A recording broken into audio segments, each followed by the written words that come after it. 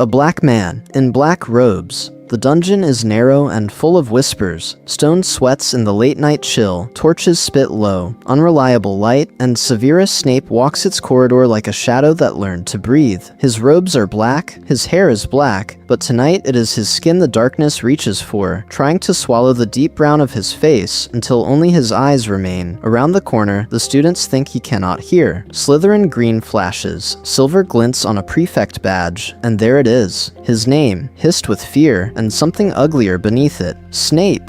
Him. You know what he is. The words twist, half about his cruelty, half about his color, as if the two are the same crime.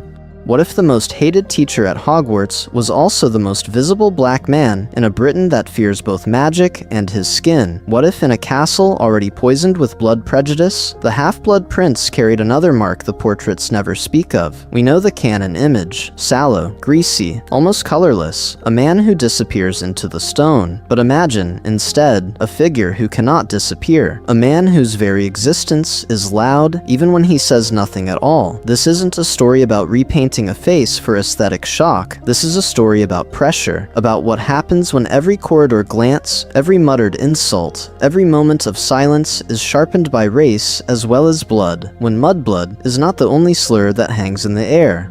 We're exploring a Hogwarts, where the eyes that follow Snape are measuring two kinds of impurity at once, and where his coldness is not just habit, but armor he has had to polish since Spinner's End. In canon, his bitterness can feel like a personal failing, a man who never grew past humiliation by the Marauders, never learned another way to love or to lose. But place that same boy in a working-class Muggle street as a black child, mocked for his clothes, his accent, his magic, his skin, and the pattern shifts, those cutting remarks and potions, the way he stalks the classroom like a predator, the cruelty that always seems one breath away. What if those are survival strategies, rehearsed responses to a world that has always drawn its wand on him first? Most importantly, how does this change the cost of his sacrifice? When he stands between Voldemort and Dumbledore, between Death Eaters obsessed with purity and an order that still flinches at what he represents, what if he is navigating prejudice on both sides? We'll examine how every choice, every betrayal, every secret meeting in the dark gains a new weight when the man at the center is marked twice over. If we repaint Snape's face, do we rewrite his sins, or finally understand them? Not replacing canon, rereading it. Why this what if matters. So let's be clear about what we're actually doing here before we step any further into the dark. This isn't a story about fixing Harry Potter, canceling J.K. Rowling, or declaring that there is one correct way to read canon.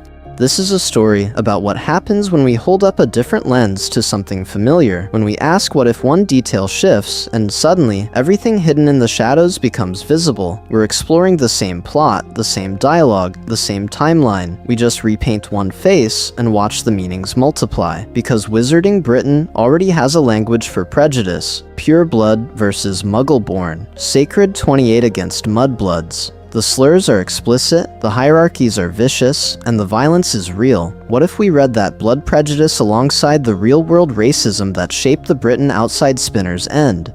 If the half-blood prince is also a black boy from a poor, industrial Muggle street, does his isolation at Hogwarts feel like an accident or an inevitability? Canon gives us a world that treats werewolves, giants, and house elves as lesser. It gives us Slytherin House, proud of its pure heritage, and Death Eaters obsessed with purity and superiority. We don't have to invent oppression, it's already there. When we imagine Snape as black, we're not stapling a random identity onto him. We're asking how that existing system of power would read his body, his voice, his brilliance, and his rage. And that's where the emotional stakes sharpen. Snape's story has always thrummed with isolation, longing, betrayal, and loyalty that borders on self-annihilation. He is the boy no one chose, the man who clings to a promise because it is the only proof that his love ever mattered. Now imagine that same boy learning, again and again, that every institution he enters, Muggle school, Hogwarts, the Death Eaters, Even the Order quietly tells him he is less. How does that change the way he walks into a classroom? The way he looks at James's effortless confidence, Lily's kindness, Dumbledore's calculated praise. Most importantly, we'll examine the desperate hunger at the core of his character, to be seen as worthy when every system says he's not. A black Severus Snape doesn't excuse his cruelty, but it reframes it as a survival strategy, an armor, a refusal to ever be humiliated again.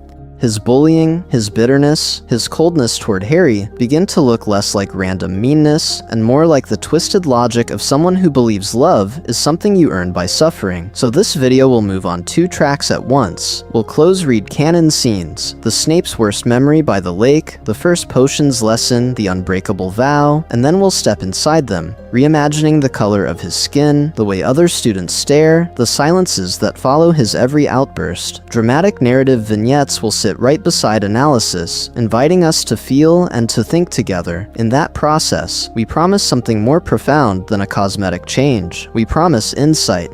Insight into why Snape's cruelty cuts so deep, why Lily walks away, why James never backs down, why Dumbledore keeps this man so close and so controlled. If he is black, does Dumbledore's manipulation feel more like benevolent guidance, or something worth fighting for? And when Harry finally looks at his memories in the pensive, what exactly is he being asked to forgive? Thesis on the table: how one change rewrites everything. So here is the thesis on the table. Making Severus Snape black doesn't just recolor a character, it rewires the entire circuitry of the wizarding world. What if the most feared professor at Hogwarts isn't only a half-blood from Spinner's End, but a black man whose very presence exposes hierarchies that canon only hints at through blood purity and class? This isn't a story about cosmetic diversity, this is a story about a man fighting on 3 fronts at once, against Voldemort's genocidal vision, against Dumbledore's cool, calculated greater good, and against racism that threads through both sides of the war. He becomes the weapon everyone wants to wield, but no one wants to fully trust. Most importantly, he knows it. We're exploring this through clear axes, so we can feel the pressure closing in from every angle. First, Spinner's End, a black boy in a decaying mill town, navigating Muggle racism and wizarding contempt, learning early that he is dangerous before he has ever cast a curse.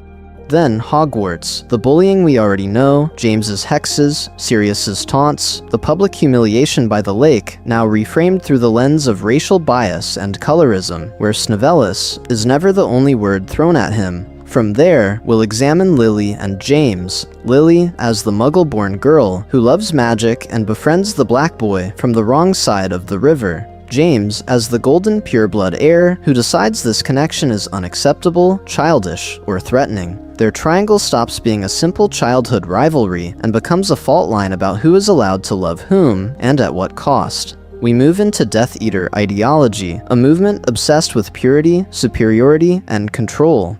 In this version, Snape is the exception that proves the rule. The brilliant black half-blood Voldemort keeps close, as both trophy and tool. Every Darkmark meeting now has a second conversation running under it. Who belongs at this table? Whose blood, whose skin, whose loyalty can ever be clean enough? Structurally, we'll trace all of this book by book, alternating between commentary and dramatized vignettes, so it's not just an argument on paper, it's a life you can feel. One moment, analysis of systemic bias in Hogwarts discipline. The next, a reimagined Snape's worst memory, where the crowd's laughter carries the unmistakable edge of racial mockery. One moment, we're breaking down order politics. The next, we're inside a Death Eater meeting, where Snape's silence is the only thing keeping him alive. Through it all, the emotional through line is love. Snape loves fiercely, first Lily, then, twistedly, the possibility of Harry's survival, and he is told again and again that his love is unwanted, dangerous, lesser. His Patronus, his bargains with Dumbledore, his cruel protection of Harry in the classroom, all become attempts to prove that his love is not a threat, it is something more profound, and at the end of this journey, we'll reach a different pensive, a different always. A memory reveal where Harry discovers his mother's great love was a black man, and that the man he hates has been dying for him all along. What does that do to his identity, to the boy who lived and the world that named him? We're not answering that yet, we're just opening the door and walking, together, into Spinner's End. Framing Snape's love, fierce, forbidden, and racialized. Spinner's End is not a place you walk through, it's a place you keep your head down in, and in this version, that matters, because the boy watching Lily Evans on the playground is not just poor and strange and magical. He is black. What if we take the canon image we already know, the thin boy with sallow skin and lank hair hiding behind bushes to listen, and we add the knowledge that he has learned from the Muggle world before Hogwarts ever knew his name, that being seen is dangerous?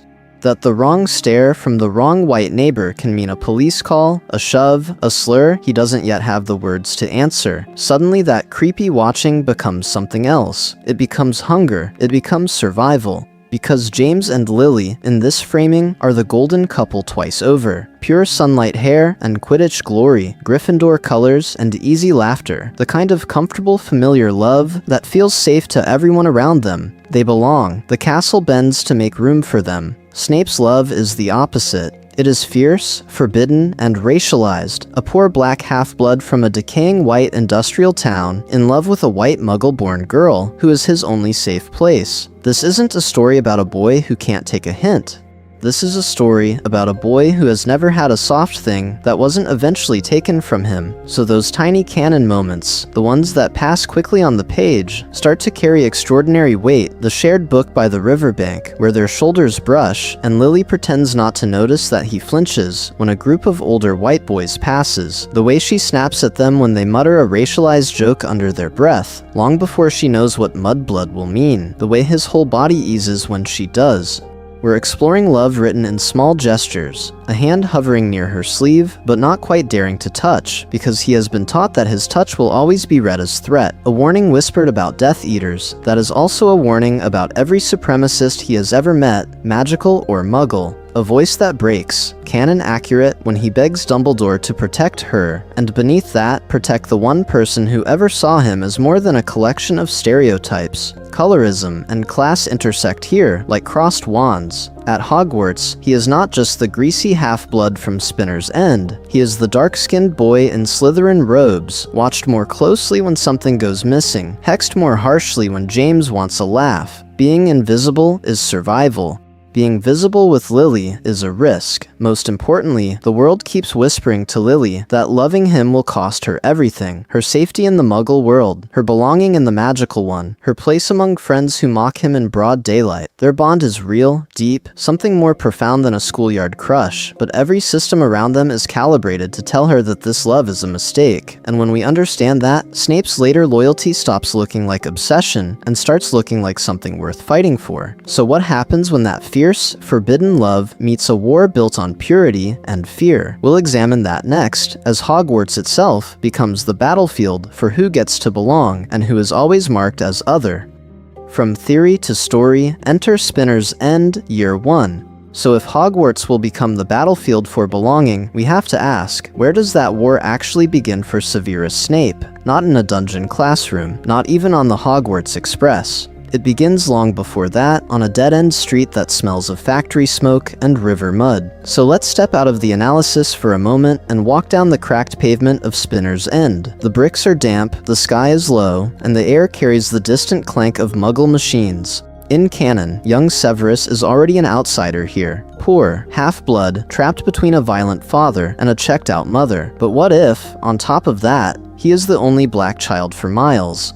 The one boy whose skin marks him as different before he ever opens his mouth, before magic ever flickers at his fingertips. We're exploring a pre-Hogwarts summer. Severus is small for his age, shoulders hunched, clothes hanging off him. He has already learned the difference between walking home and making it home, between looking at the pavement and being forced to look down. He knows which corners to avoid, which older boys spit slurs as easily as they spit gum, which adults let their gaze slide over him like he is something slightly dangerous, slightly disposable. This isn't a story about abstract prejudice, it's about survival.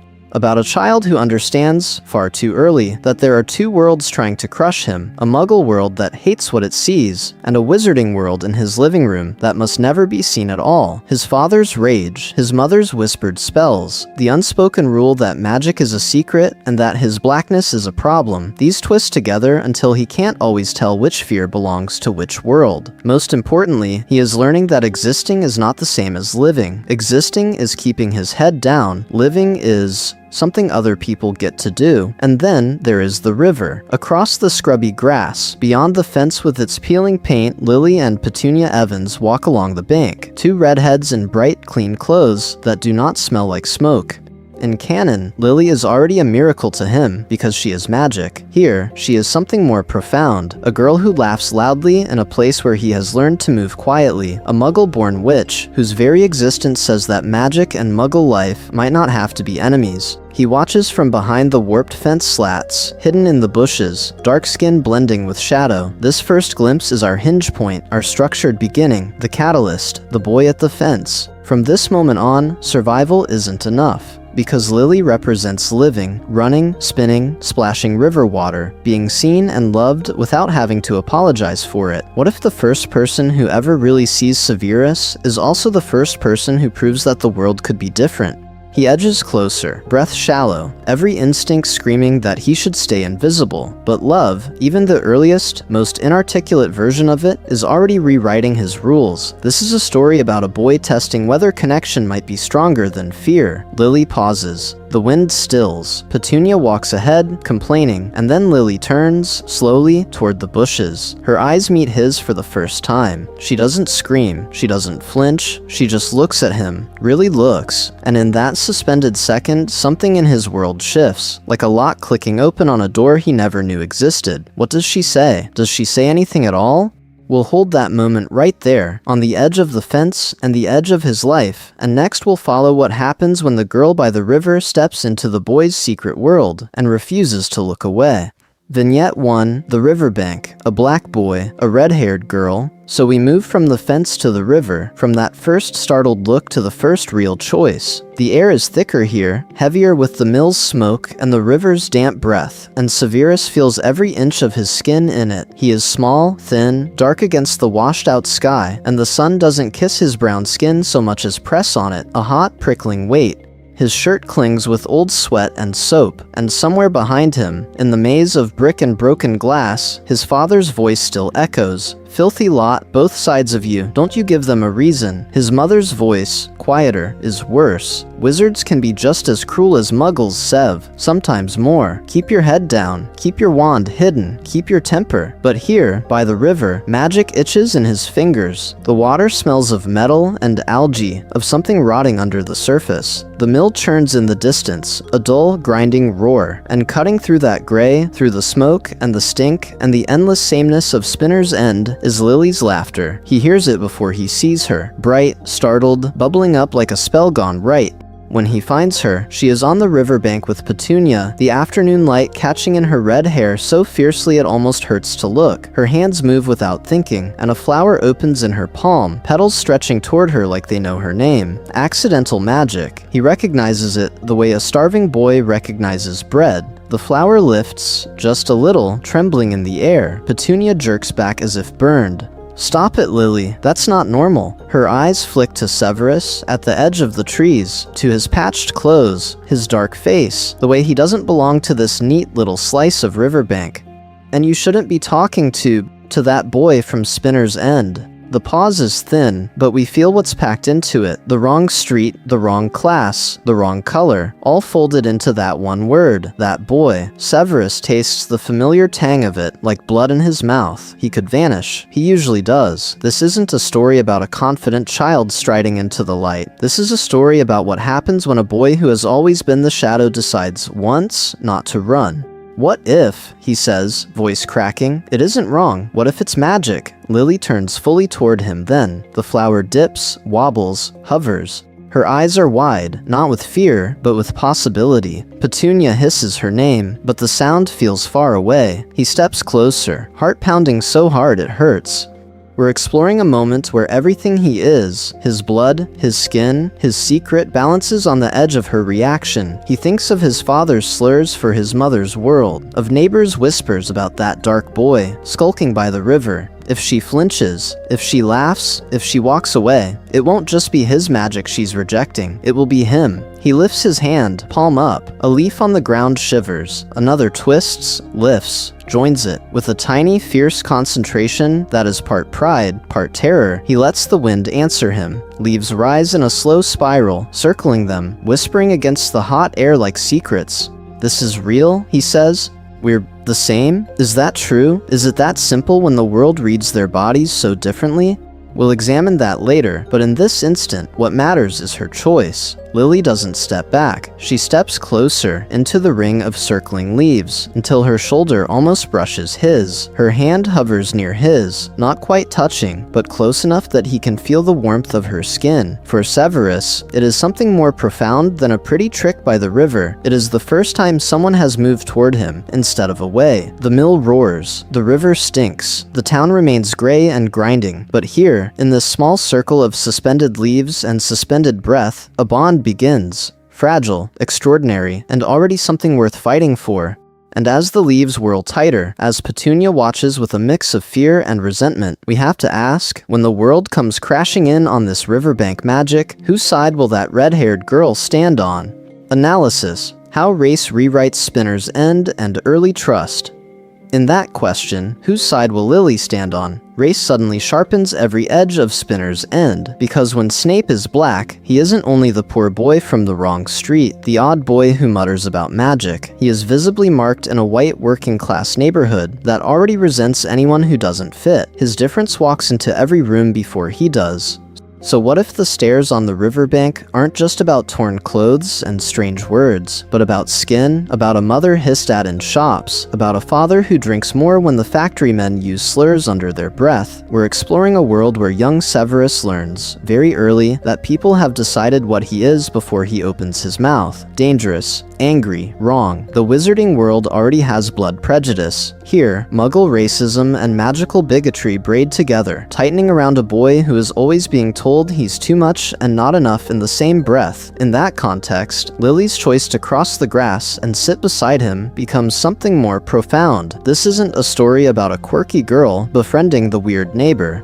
This is a story about a white girl in a segregated, suspicious town stepping over lines of class, of magic, of race, and saying, "I see you." Her red hair is suddenly not just a visual contrast, it's a social one. Petunia's disgust doesn't just read as fear of magic, but as fear of contamination, of her sister aligning herself with a boy every adult around them has quietly agreed is a problem, which means that for Severus, Lily is not simply a crush, she is an existential proof that someone can look at him and not flinch. Proof that he is not only a cautionary tale about what happens if you live on the wrong street with the wrong father in the wrong skin.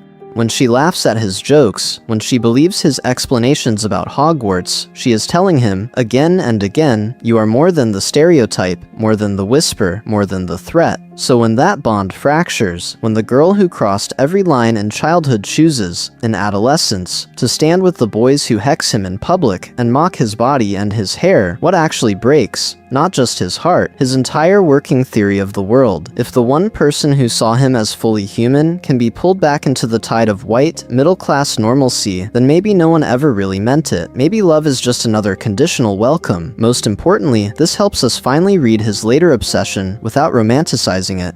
Clinging to Lily's memory becomes clinging to the only season of his life where he was not a caricature. Losing her is losing the one safe person, the one witness who might have testified, he is not what you think. And if your one safe person walks away, especially across racial lines, what would you be willing to do to get that safety back? To believe, even for a moment, that someone like Voldemort could offer you protection, power, a place where your rage is not only permitted, but praised. We'll examine how that desperate calculation plays out at Hogwarts next, when the black boy from Spinner's End walks into a castle that has its own unspoken hierarchies, and discovers that the Sorting Hat is only the first gate he has to pass. Pattern, interrupt, questioning the Marauder's halo. He walks through the doors of Hogwarts, and for a moment we expect the familiar rhythm, the sorting hat, the whispers about blood status, the quiet boy who will one day become the half-blood prince. But what if, instead of sinking deeper into that well-worn backstory, we jump ahead to the era so many of us love most, to the Marauders at their peak, to pranks and parchment and a map that knows every secret passage, because canon taught us to adore them, didn't it? James with his effortless charm, Sirius with his reckless brilliance, Remus as the weary conscience, Peter in their shadow, animagi by fifth year, late-night escapades, laughter echoing through stone corridors. This is the golden filter of nostalgia, the one we always put over their story. This isn't a story about taking that magic away. This is a story about asking what that magic looks like from the ground, when you are the boy they aim their wands at. So we cut, hard, to the lake. Snape's worst memory. We know the beats by heart. But now, ask yourself, what if the boy hanging upside down is black? What if James's hex sends a thin, brown body spinning in the air, school robes falling, brown legs exposed to the sky, while a crowd of mostly white students roars with laughter? What does that image feel like in your chest when you slow it down and actually look at it? When you remember that public stripping, public helplessness, public mockery of a black body is not just schoolyard cruelty, but an echo of centuries of humiliation, we're exploring the same scene, the same spell, the same smug grin on James's face, but the frame has shifted. The joke about Snavelus's greasy hair is no longer just about poor hygiene. It brushes against real-world jokes about black hair, about unkempt curls, about what is or isn't professional. Comments about Spinner's End stop being generic classist digs and start to sound like, of course he's from there, like he is exactly the type they always expected trouble to come from. Do we really believe that in a world already obsessed with purity and blood, no one would let race creep into their insults? That no one would make quiet comments about his temper, his attitude, the way he looks at Lily? Microaggressions become the background noise of his adolescence. The extra glance from a prefect, the assumption he started the fight, the way a professor's praise for his brilliance always arrives with surprise. Most importantly, we have to ask, can James still be the uncomplicated hero of the Quidditch pitch when his cruelty taps into that history, when his wand, his power, his popularity are all turned on a black Slytherin boy who already knows what it is to be watched, to be doubted, to be less safe in every room he enters? We'll examine this scene again later, in full, letting you live inside every second of that afternoon by the lake. For now, we leave it hanging, a black boy spinning in the air, a crowd laughing, and the realization that this is not the Marauder's story you grew up with, and that your loyalty might not survive seeing it from his side.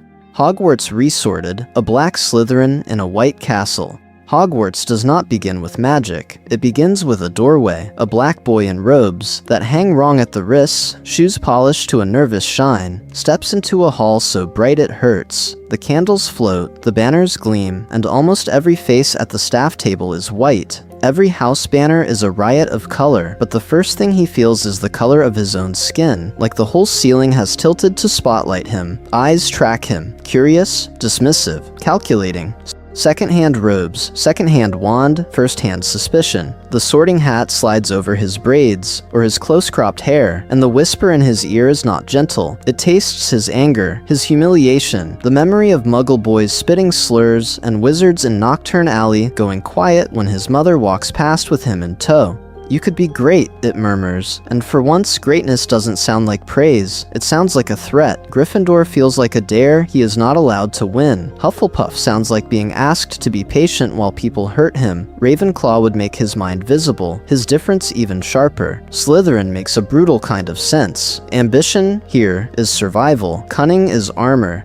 This is a house that already knows what it is to be feared and hated by the rest of the school, that walks into every feast aware of which table is watching them, waiting for them to prove the rumors true. What if the boy everyone already half expects to be dangerous chooses the house that specializes in weaponizing expectation? This isn't a story about a cartoon villain finding his lair. This is a story about a child learning that if they will always see you as a snake, then you might as well learn how to bite. But in this resorted Hogwarts, blood prejudice and racism do not sit neatly side by side. They tangle, they cut. Pure-blood supremacists in his dorm sneer at mudbloods, yet eye him with wary respect when he brews a flawless draft of peace.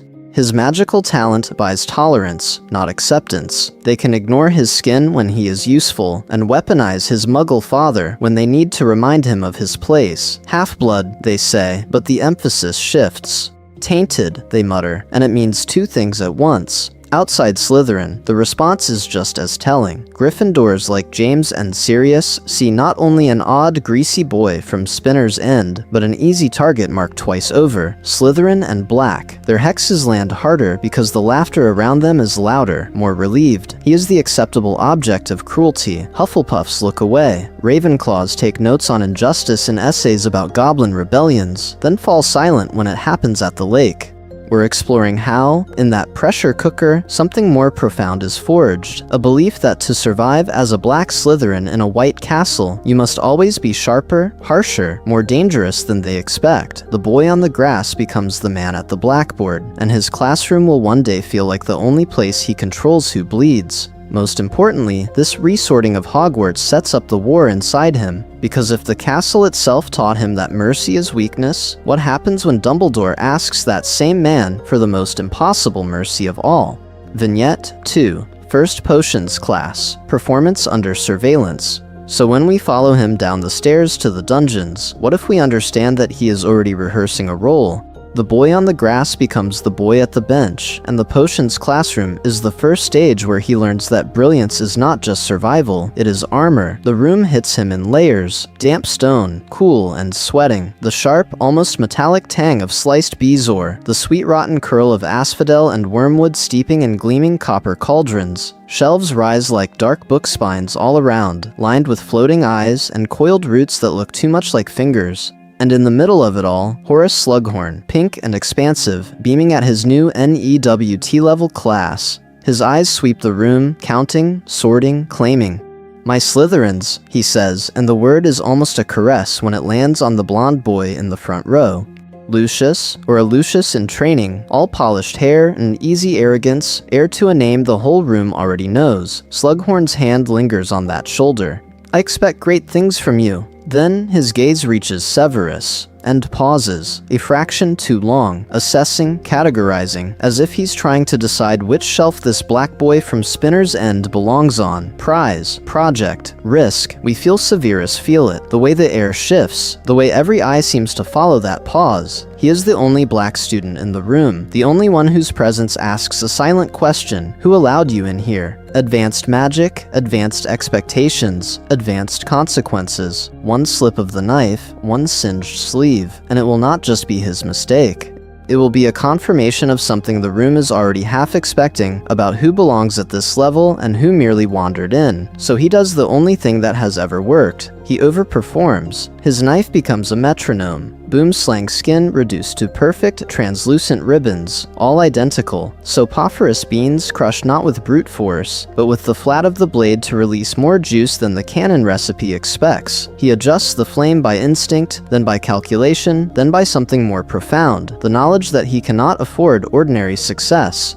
His stirring is flawless, clockwise and counterclockwise in precise intervals, and when the textbook calls for 11 turns, he makes it 12 and a half, watching the potion shift from muddy gray to a clearer, more luminous shade. This isn't a story about a boy who just happens to be gifted. This is a story about a boy who has learned that if they are always watching, then he will control what they see. We're exploring the birth of the Half-Blood Prince, not as a quirky alter ego, but as a survival strategy, a way to make his name mean excellence before anyone can make it mean threat. Slughorn makes his rounds, jovial and expansive again, when he reaches the white pureblood's cauldron. "Marvelous, my boy, marvelous. You've inherited your family's touch," he booms, already drafting the invitation to his slug club in his head. At Severus's station, the tone shifts. "Let's see what you can do, my lad," he says, and there's that cautious brightness teachers use when they are waiting to be impressed or reassured. Severus steps back. The potion in his cauldron is perfect, better than perfect. Slughorn inhales, eyebrows lifting. The class leans in. "Remarkable," Slughorn breathes. "You've a natural talent for this." The words land like a hand on his head, blessing and boundary at once. Natural talent, as if it is a gift he woke up with, not nights at a chipped kitchen table, brewing by candlelight while his parents fought in the next room.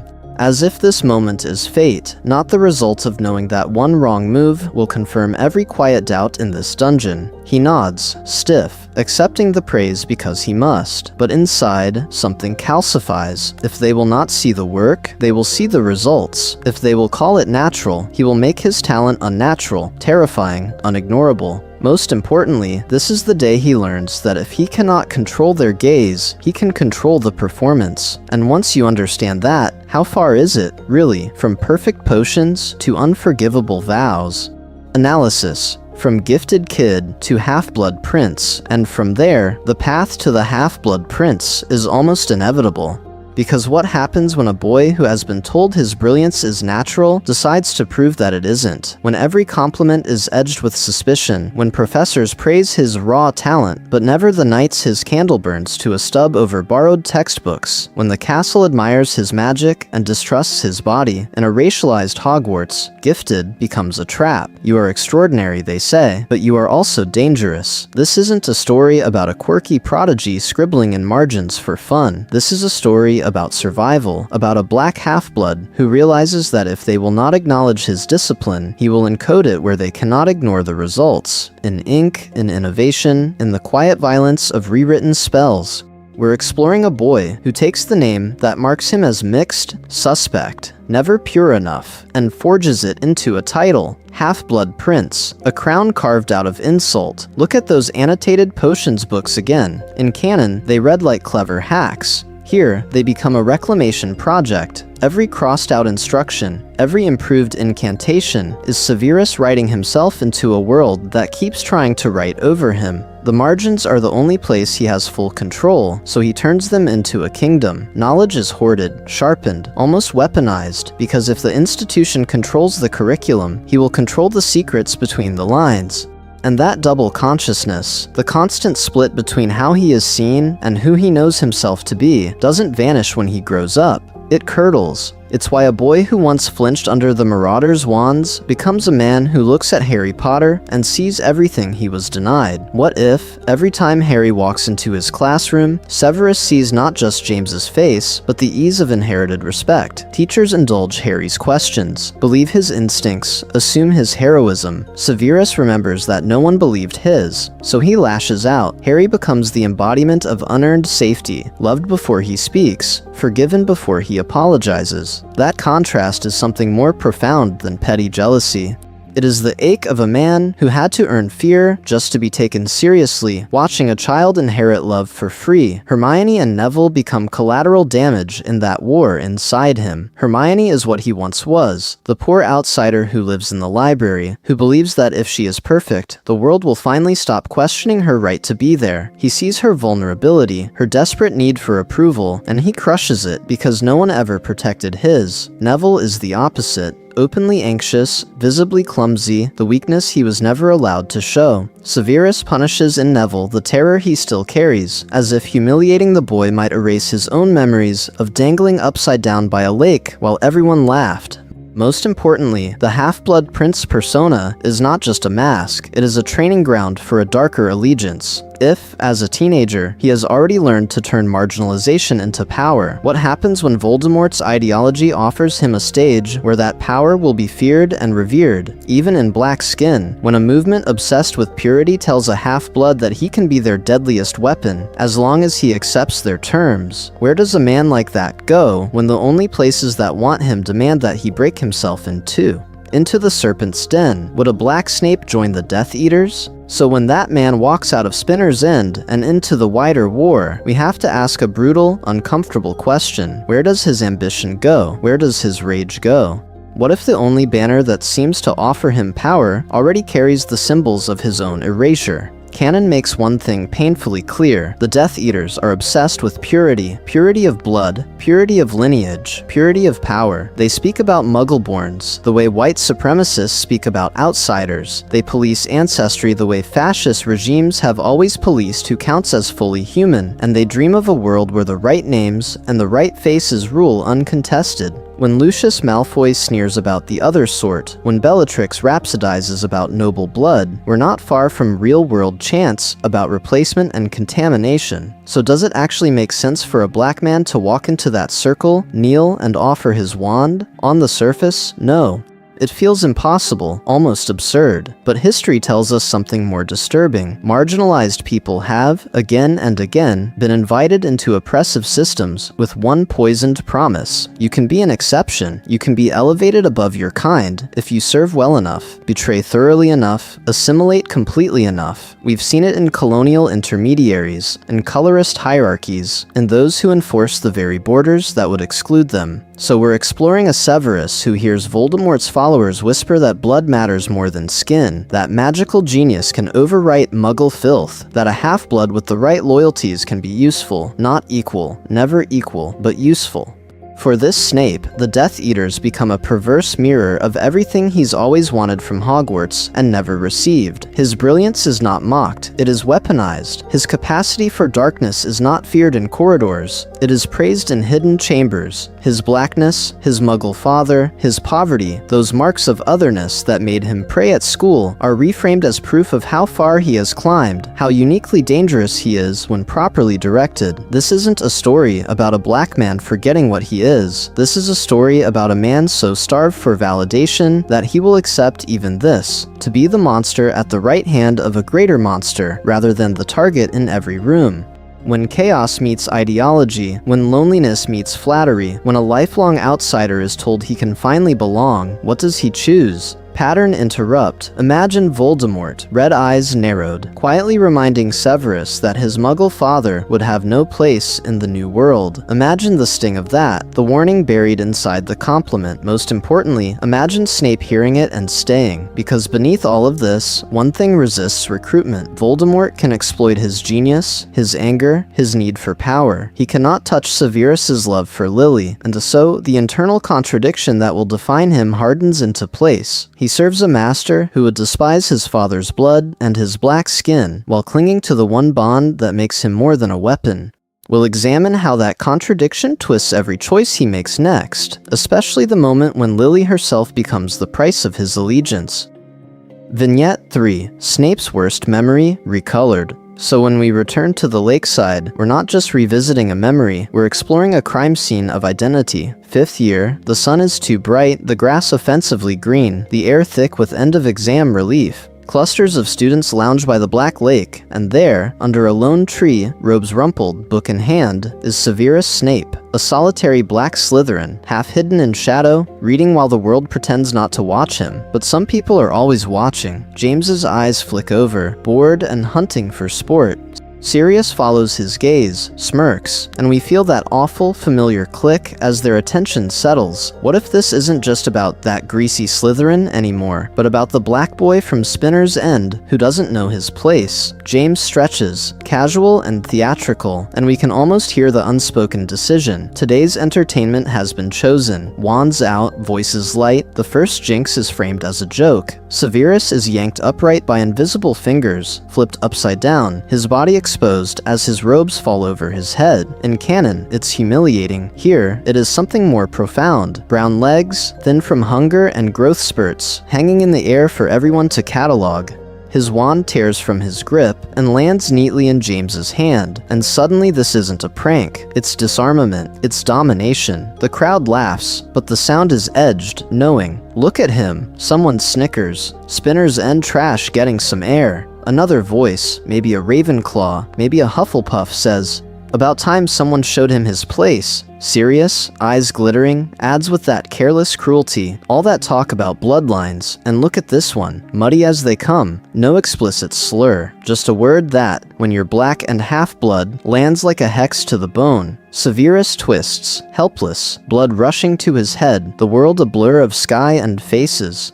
Every insecurity he's ever carried, his father's fists, his mother's silence, the whispers about his skin, his accent, his clothes, are dragged into the open along with his underwear. This isn't just being laughed at, it's being displayed, exhibited. And then Lily steps forward. In canon, she defends him against bullies. Here, this is a story about something even riskier. A white girl, beloved and bright, publicly challenging her house's heroes for the sake of a black boy everyone's been taught to fear, pity, or ignore. "Put him down," she says, voice steady but throat tight. She can feel it, the shift in the crowd as eyes swing from the spectacle in the air to the girl who dares to interrupt it. What does it cost her, in that moment, to stand between James Potter and his fun? James laughs it off, tries to flirt, to pull her back onto the safe side of the line. Sirius rolls his eyes, mutters something about her collecting strays. The onlookers exchange glances. Why is Lily Evans always with him? Why is she making this ugly thing visible by naming it? Most importantly, what does it mean that their golden girl is aligning herself with the boy they've just reduced to a joke? Severus hits the ground hard when the spell finally ends. Dirt in his mouth, knees stinging, cheeks burning. The crowd is still there. Lily's hand is still outstretched. And that is the moment the self-destruction detonates. Because when he spits mudblood at her, it isn't just prejudice. It is a desperate, vicious attempt to claw back power after being stripped of it in every possible way. Race, class, body, wand, dignity. He lashes out at the one person who tried to pull him out of the water, because accepting her love, her protection, would mean accepting how completely they just drowned him. And from here, their bond doesn't simply fracture, it shatters along the exact fault lines the world has carved into him, setting up the next question. Once you've burned the only bridge you ever had, what kind of man do you choose to become? Lily's choice, under pressure, love, fear, and optics. He burns the bridge, and the smoke doesn't just choke him, it curls around Lily too. Because once Severus becomes that boy who called her mudblood in front of everyone, Lily Evans has to decide what kind of girl she's allowed to be, and what kind of danger she's allowed to love. We're exploring Lily in a double bind. She is a muggle-born witch in a world obsessed with blood, but she also comes from a Britain where a black boy from a poor estate is already marked before he ever picks up a wand. She knows what Petunia's friends say in whispers. She knows what it means when neighbors cross the street at the sight of Severus's mother and her dark-skinned son. At Hogwarts, blood prejudice has a name and a canon vocabulary: mudblood, half-blood, pure blood. But Lily understands that if she stands too close to a black Slytherin from Spinner's End, she's not just risking slurs. She's painting a target on her back in two worlds at once, so their friendship doesn't stay private. It can't. In Gryffindor Tower, it becomes a story, told in lowered voices. Why is Lily Evans spending all that time with that Slytherin, that boy, that black boy? James and Sirius mock it like a joke, but others don't.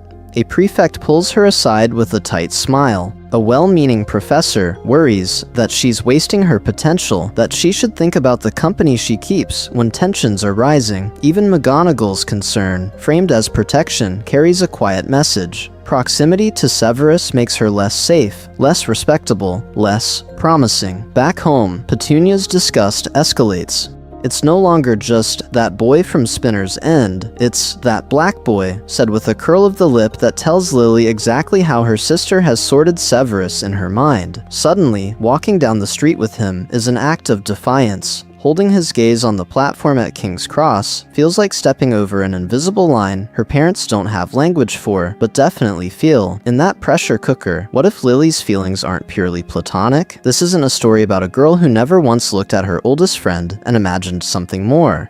It's a story about a girl who does feel a pull. Late nights by the lake, his voice low and soft when they're alone, that fierce, private bond they've always shared, and then forces herself to bury it because she has learned exactly how the world punishes a girl like her for loving a boy like him. James, by contrast, is easy. His charm, his pure blood name, his Gryffindor halo all wrap Lily in a sense of safety. Walking beside James doesn't invite stares on the train. Dating James doesn't make teachers nervous. Choosing James is choosing a path of least resistance in a world that already wants her dead for her blood. It is choosing protection, social approval, a future that doesn't require her to fight every battle at once. So when Severus spits mudblood, what exactly is she walking away from? His cruelty, yes. His Death Eater curious ideology? Absolutely. But also the race-coded danger that has been projected onto him since childhood, the whispered warnings, the way everyone has been telling her that this connection is something she must outgrow. Does she flinch only from the word, or from the terrifying realization that loving him would mean standing against all of it, always together? And if she had believed that bond was something worth fighting for, would she still have turned toward James? Or would the entire future of this war look different? Because the next time their paths cross, Lily's choice will echo in ways neither of them can escape. And the question becomes, who pays the highest price for the love she was too afraid to claim? Pattern. Interrupt, recasting James and Sirius as complicated villains. So before we follow that echo back to Severus, we have to do something uncomfortable. We have to turn and really look at the boys who float through canon in a haze of light, James Potter and Sirius Black. What if, instead of seeing them as tragic golden heroes, we pause and see them as they actually were at 16, powerful, adored, and very used to the castle bending around them? This isn't a story about denying their bravery, it's about examining what was always there in the text, and asking who pays for their fun. In a Hogwarts where Severus is the only black boy in his year, those pranks in the courtyard are no longer just high-spirited rivalry. They are public rituals of humiliation carried out by two wealthy, handsome, pure-blood Gryffindors who know that teachers, house points, and the crowd will almost always land on their side. When James dangles Severus upside down, robes falling, underwear exposed, it reads differently on a black body that has already learned, in Spinner's End, what it means to be watched, mocked, and feared. We're exploring how those moments shift when you add that racialized gaze. James lazily taunting, Sirius laughing, the crowd roaring. It starts to echo real-world patterns of white boys weaponizing reputation, institutions, even boredom against the kid who can't afford a single mistake. Detention means something different when you're James Potter, beloved seeker, versus when you're the Black Slytherin half-blood everyone already suspects of dark magic. The same hex, the same fight, two utterly different consequences. And then there is the silence that hangs over all of it, Dumbledore's. In canon, his inaction already feels strange. Here, it becomes chilling. What does it mean that the headmaster, who sees everything, lets this continue when the victim is not just poor and unpopular, but the only black boy in his year? When McGonagall sighs, when the Marauders get a slap on the wrist, what lesson is the castle teaching Severus about whose pain matters, about whose dignity is something worth fighting for? Pattern interrupt, imagine that same courtyard scene filmed differently. The camera lingers not on James's easy grin, but on the teachers watching from the steps, choosing not to intervene. On Lily's face, torn. On Severus's brown skin against the bright spring grass, wand ripped away, body displayed. Suddenly the joke curdles. Most importantly, we have to hold complexity. Fandom loves the Marauders, and there is real love there. Their loyalty, their courage, the way James dies for his family, the way Sirius endures Azkaban, all of that can be true. And at the exact same time, their cruelty towards Severus is racially loaded, shaped by a world that tells them they will always be believed over him. Because when we later watch Sirius suspect Snape, or James stand in that nursery, wand raised in sacrifice, we'll examine those moments again through this lens, and their redemption arcs will no longer be simple, or clean, or easily forgiven. The prophecy and the plea, a black man, begs a white institution. So when we walk into that dingy private room at the Hog's Head, we're not just watching a Death Eater in the shadows. We're watching a black man in a white-run pub, pressed against the wall, listening to a prophecy that will mark a child for death in a war designed by people who look nothing like him. What if that eavesdropping isn't just espionage, but survival, learning the rules of a game where he is always the expendable piece? He hears Trelawney's words, hears the shape of Voldemort's fear, and in canon, it is already chilling. But here, when he realizes the target is Lily's son, the horror is doubled, because this isn't just the woman he loves. This is the one white girl who ever saw him as more than a dangerous curiosity, the one person who reached across class and color and said, "Let's learn magic together." And he has just handed her child's death sentence to a white supremacist warlord, so he runs to Dumbledore. not just as a repentant Death Eater, cloak still smelling of smoke and dark magic, but as a black man about to beg an old white wizard who runs everything: the school, the order, the narrative of the greater good. We're exploring that office scene as something more profound than simple remorse. The portraits are watching, the silver instruments whir, and Severus is not just guilty, he is outnumbered. Picture the power imbalance. Dumbledore sits behind his desk, framed by centuries of white faces and gilt frames, the literal weight of canon authority behind him. Snape is on his knees, hair hanging, voice cracking, asking for Lily's life like a defendant pleading for mercy before a judge who already knows the verdict. How many times has this institution decided which bodies are worth saving? How many times has the greater good meant that people like Severus, like his muggle father, like the poor and the brown and the strange, are acceptable losses? This isn't a story about pure, noble sacrifice. This is a story about negotiation under duress. When Snape promises to protect Harry, it's not just penance for Lily, it's racialized guilt. He has helped set in motion a war that will, as wars always do, hit the marginalized first. Muggle-born kids in mixed neighborhoods, half-blood families like his, the unnamed black and brown students who won't have a phoenix watching over their house. Most importantly, that vow binds him to Dumbledore as warden, not as friend. When the old man finally extends his hand, it reads less like grace and more like conditional clemency. You may live, you may atone, but only on my terms, under my surveillance, inside my plan. And as their fingers meet, we have to ask, is this redemption, or the beginning of a quieter kind of captivity that will shape every choice he makes next? Double agent, triple burden. Racism on both sides of the war. So when Dumbledore's hand closes over his, what if the bargain being struck isn't just about allegiance, but about how much of Severus Snape's body and soul can be spent without anyone important protesting? Because from that moment on, he is not simply a double agent.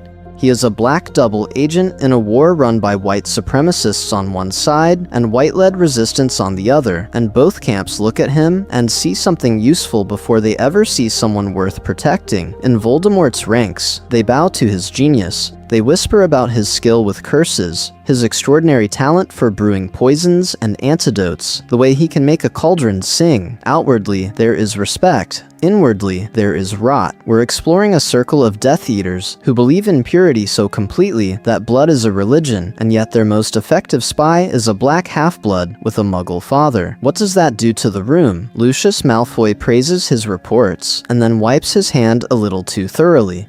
Mulciber jokes about muddy lineages and glances sideways. Snape is always the blade, never the brother. Deployed, admired, feared, but never invited into the quiet, laughing spaces where real loyalty is forged. This isn't a story about secret camaraderie in the dark. It's a story about being indispensable and still utterly disposable. And when he crosses the invisible line back to the Order, does it get better? Not really. It just changes flavor. Moody's magical eye lingers on the dark mark first, on his wand hand second, and on his blackness as one more risk factor in a world that already reads his body as threat.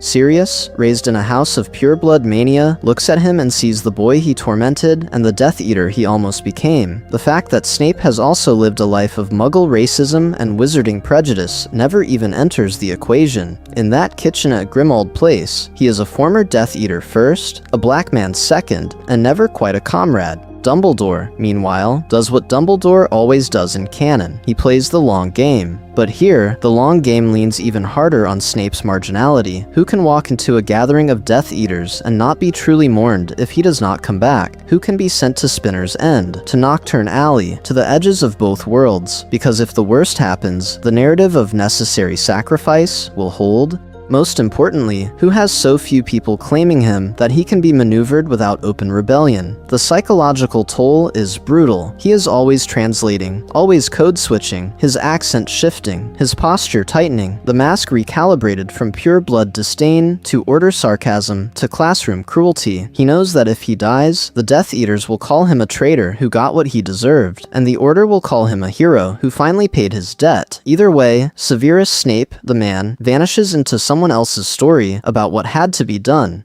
So when that man walks into a Hogwarts classroom wrapped in black robes and legend, what does it mean that he becomes the monster in children's stories instead of the black wizard who has already kept them alive more times than they will ever know? And what happens the first time one of those children looks back at him and refuses to believe the legend? Pattern interrupt, rethinking Snape the teacher as defensive armor. And what happens the first time one of those children looks back at him and refuses to believe the legend? Cut. Hard. We are not in a war meeting now. We are in a dungeon classroom that smells of wormwood and teenage boredom. Harry is scribbling half-heartedly. Ron is muttering about how Snape hates us. Hermione's quill is flying, even as her hand shoots up, desperate to answer. Outside this room, Severus Snape is keeping Voldemort at bay. Inside it, he is listening to 16-year-olds complain that his class is unfair. That contrast is not an accident, it is armor. What if Snape's cruelty in this room is not just bitterness, not just sadism, but a performance sharpened by race? A black professor in a castle full of mostly white children and mostly white portraits, already whispered about as dangerous, already framed as Dumbledore's terrifying attack dog. What does he do to make sure no one ever thinks they can walk over him? He leans in. He becomes exactly what they fear. This isn't a story about excusing abuse. It is a story about understanding why a man who has survived both Muggle racism in Spinner's End and blood prejudice in Slytherin might decide that being feared is safer than being doubted. If he is the cruel black professor, the one who always gives zeros, who actually terrifies even the Weasley twins, then no parent can easily complain that he is incompetent. No colleague can casually question his discipline without revealing their own bias. We're exploring a world where stereotypes about black anger and danger cling to him like his own robes. McGonagall raises an eyebrow at his harshness, but does she also, somewhere deep down, accept that Severus keeps them in line because she has already filed him under severe? Students trade stories of detentions like ghost tales. How many of those tales quietly echo Muggle narratives about black men in authority being too much? Too strict, too scary. And then there is Hermione, a brilliant Muggle-born girl, brown curls flying, the teacher's ideal and nightmare in one body. She reminds him of Lily when she is hunched over a cauldron, lips moving as she double-checks every instruction. She also reminds him of every white student who will be believed over a black teacher if anything goes wrong. So when he calls her an insufferable know-it-all, when he slices at her with sarcasm that makes the whole class flinch, is it only misogyny and resentment, or is it also a terrified, twisted calculation? If he is visibly, theatrically hard on her, then no one can claim he showed her improper favoritism, that he crossed a line, that the black professor was too close to the clever white girl. Most importantly, what is the cost of living like that, period after period, year after year? We'll examine that cost soon. Picture the room emptying, chairs scraping, cauldrons clanging, the noise fading. Picture Snape alone, the door shut, the performance no longer necessary.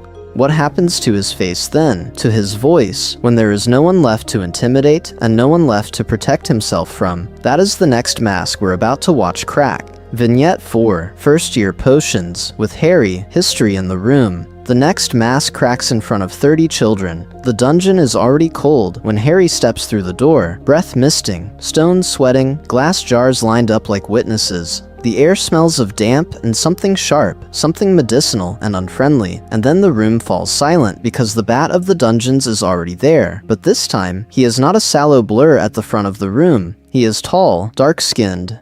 His robes billow around him like storm clouds as he turns, slow and precise, and his eyes find Harry as if they have been waiting. When he speaks, the voice we know from canon is the same, soft, dangerous, cutting, but coming from this body, this face, it slices the room differently. It is not just menace, it is history. Harry had been expecting a villain. Ron's stories on the train had painted a hook-nosed terror, a house traitor, a man who hated Gryffindors on principle. Harry had filled in the gaps with his own nightmares. Pale Death Eaters, skull masks, flashes of green. Now he's staring at a black man whose skin looks nothing like the faces in his dreams, and the fear does not disappear. It complicates. It asks questions he doesn't have language for.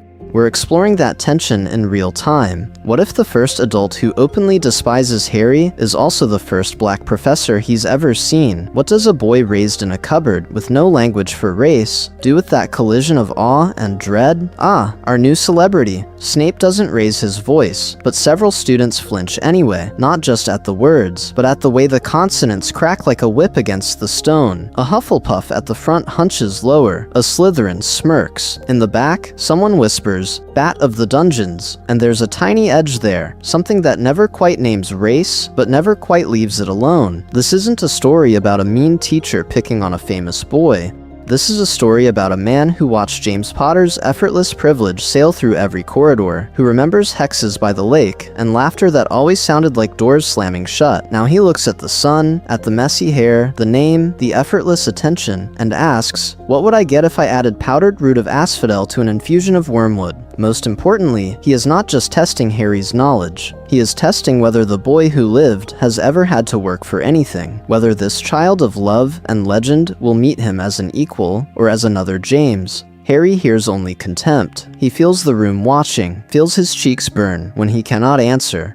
He does not see the flicker in Snape's eyes when he mentions Lily's potion talent, the way that memory and resentment and something more profound knot together behind the sneer. By the end of the lesson, Harry is sure of one thing: Professor Snape hates him. He has no idea that the hatred has layers: blackness, poverty, Lily's kindness, James's cruelty, a war that marked this man long before Harry was born. He only knows the mask. The question is, when does Harry finally see the man beneath it? Analysis: Harry, Lily, and the shock of a black protector. He sees it in the pensive before he understands what he's seeing.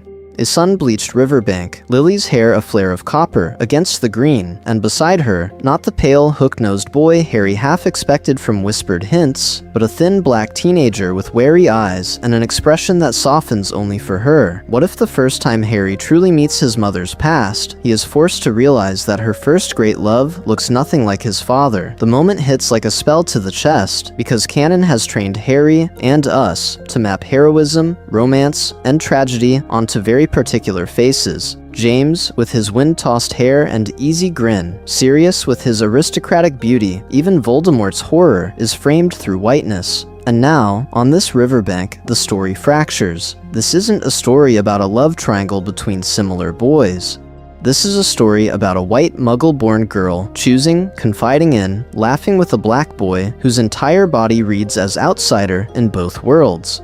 Harry watches Lily's hand brush Severus's arm, casual and intimate. He hears the way she says his name, Sev, with a warmth he has never heard in anyone's voice when they talk about Professor Snape. We're exploring more than teenage friendship here. We're watching a bond that grew in the cracks of poverty, blood prejudice, and racial bias. And Harry, who has always measured himself unconsciously against his father's legend, has to ask, what if the legend was incomplete? Because once you see young James hexing a black Severus, hanging him upside down, exposing him, the scene shifts.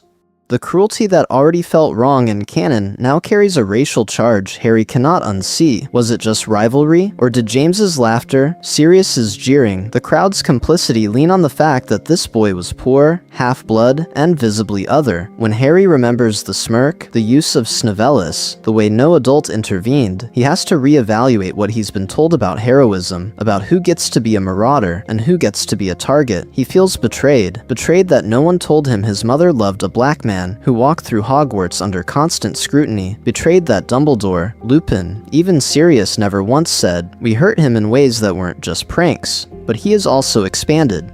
Because suddenly love looks bigger than house lines, blood status, or skin. Loyalty looks like a black boy joining a genocidal movement and then tearing himself out of it for a woman who chose someone else. The cost of prejudice looks like a life twisted around a single promise. And then, in the Shrieking Shack, when that same man, older, harsher, but still black, still marked, whispers always over Lily's memory, does it land differently? Does Harry, seeing the full weight of a love lived in the shadows of racism and war, finally understand that this bitter, broken protector has been something more profound all along, something worth fighting for? And if always comes from him, not from a safe, lionized hero, what does Harry do with that revelation next? Year by year, how a black Snape changes each book's emotional core. To feel the full weight of that always, we have to walk back through the years and ask, what if he had always been black? How does each school year's emotional center tilt when the most terrifying, most misunderstood teacher in Hogwarts is also the most visibly racialized body in the room? In year 1, the canon mystery of the stone already orbits suspicion, but a black Snape stalking the corridors in black robes, hooked nose, greasy hair, and dark skin? That suspicion sharpens. We're exploring a world where children children absorb their parents' biases, where a pale, stuttering Quirrell, smelling of garlic and fear, feels safe, while the black professor with the evil glare becomes the obvious villain. Harry's first lessons about who looks dangerous and who looks harmless are no longer neutral, they're racialized, and that makes Quirrell's betrayal feel colder, more insidious. Year 2, the chamber opens, and the castle drowns in panic about blood. Muggleborns beware. The heir of Slytherin. Now add whispered questions about dangerous bloodlines that are not only magical. A black Snape walking past petrified bodies and hateful messages would carry centuries of projection on his shoulders. Some Slytherins might hint that he proves certain prejudices right. Some Gryffindors might flinch when he approaches, as if he's part of the threat instead of one of the few adults actually fighting for their safety. This isn't a story about adding racism on top of blood prejudice for shock value. This is a story about revealing how easily one oppression maps onto another. Year 3, in the Shrieking Shack, the emotional geometry changes again. Picture it, a black man, wand raised, confronting a beloved white dog, animagus, and a white ex-convict everyone wants to believe is innocent. Harry, Ron, Hermione, children taught for 3 years now to mistrust this professor, have to choose. Do they trust the black teacher who has always been harsh, always the disciplinarian, or the white marauder with the tragic story? When Snape shields their bodies with his own, that protection becomes a direct refusal of every story that said he was the danger. By year 4, the world widens. Durmstrang, Beauxbatons, Karkaroff. We'll examine how a black Snape standing beside Karkaroff at the Yule Ball reframes quiet conversations about old loyalties. International visitors might stare a beat too long, ask if he is from somewhere more exotic, reduce his brilliance to a curiosity. Karkaroff's fear of Voldemort, his flinches around Snape, now intersect with global hierarchies of race and blood, making their whispered meetings feel like negotiations on multiple fronts. And then, years 5 through 7 promise something more profound. A black man in the Order, distrusted. A black professor undermining Umbridge's pink, weaponized bureaucracy. A black wizard killing the white headmaster on a tower. A black headmaster installed by a fascist regime that uses his image as both threat and shield. Most importantly, through Harry's eyes, every detention, every occlumency lesson, every final sacrifice becomes a test. Can he unlearn what the world taught him to see when he looked at Severus Snape? What happens when the boy who lived finally realizes that the man he hated has been fighting 2 wars at once? One against Voldemort and one against a world that always, actually, saw him as the monster. Pattern interrupt, flipping the mirror on fandom theories. So let's stop the timeline for a moment. Freeze the image of Harry at the Shrieking Shack, of Snape between worlds, wand raised, eyes burning. Now, instead of racing forward through canon, we're exploring something else, the way we talk about this man at all. Because in fandom, Snape has become a set of positions, almost like houses you can sort yourself into. There's the Snape was just a bully camp, the Snape was secretly a hero defenders, the Snape was an incel critics. On the surface, those arguments feel familiar, safe, almost academic. But what happens when the man you're sorting into those boxes is a black, poor, half-blood wizard who grew up in Spinner's End? Snape was just a bully. When he's white, that often sounds like moral bookkeeping. He hurt children, therefore he is irredeemable. When he's black, standing in a castle that has always actually treated him as dangerous before he opens his mouth, that same cruelty reads differently. It becomes a survival performance, a hard shell in a world that will not forgive his softness, his accent, his background. Is he still accountable? Yes, but the question shifts from, why is he so awful, to, who taught him that terror was the only way anyone would listen? Then, there's Snape was an incel, the take that flattens his love for Lily into entitlement. But what if the boy on the riverbank is a black boy, in love with a white girl, in a town that already thinks he's trouble? This isn't just unrequited love, it's a live wire. He knows that one wrong move, one accusation, one moment of her fear could destroy him. Structural danger wraps itself around every glance, every argument. This isn't a story about a man believing he deserves a woman. This is a story about someone who has been told, over and over, that he deserves nothing, clinging too tightly to the only bright connection he ever had. And the secret hero reading? When Snape is white, his hidden courage feels like a narrative trick, a clever twist. When he's black, his heroism isn't just concealed by plot, it's erased by a world that was never prepared to name him hero at all. The Order uses him, but does not embrace him. The Death Eaters fear his power, but never grant him purity. He walks through 2 wars, as the man everyone needs, and no one truly believes in. That's not just secrecy, that's systemic invisibility. So we have to ask ourselves, when you first read these books, when you first watched Alan Rickman on screen, how quickly did you condemn, and how quickly did you forgive? If you imagine Snape as black, does your instinctive verdict change? Do his cruelties feel worse, or do they uncomfortably begin to make more sense? Most importantly, what does that reveal about the stories we've absorbed about who is allowed to be broken, who is allowed to be brilliant, who is allowed to be both? Hold those questions. Because in the final act, we'll examine the always seen itself, this time with a black Severus Snape standing before Dumbledore, and use that one extraordinary moment as a test of everything we think we know about love, redemption, and something worth fighting for. Vignette 5. The Shrieking Shack. Who gets to be trusted? So what happens when all of those questions crash into a single, splintering night in the Shrieking Shack? What if the climax of Prisoner of Azkaban, the scene we think we know by heart, is actually the clearest mirror of who gets to be trusted, and who is always framed as a threat? The shack is breathing dust. Floorboards tremble with every step, every shouted accusation. Harry and Hermione stand shoulder to shoulder, wands up, facing Sirius and Lupin, 2 white men, one gaunt and wild, one tired and soft-voiced, when the door explodes open, and there he is. Severus Snape, robe swirling like a storm, wand already raised, a black silhouette carved hard against the doorway's fractured light. In canon, this is a shock. Here, it's something more profound. The trio's fear spikes, not just because he is their cruel teacher, not just because he delights in detentions and insults, but because every story they've ever heard about him, the greasy dungeon bat, the suspected Death Eater, the man Dumbledore keeps an eye on, has cast him as the dangerous outsider. We're exploring how, in a Britain that already fears dark wizards, a dark-skinned, hook-nosed professor becomes the embodiment of every whispered warning. Watch the room. Sirius, privileged even in rags, smirks through the pain. Lupin pleads for time, for nuance, for context. And Snape? Snape's rage is volcanic, but it isn't simple. It is the fury of the boy who was almost fed to a werewolf as a joke.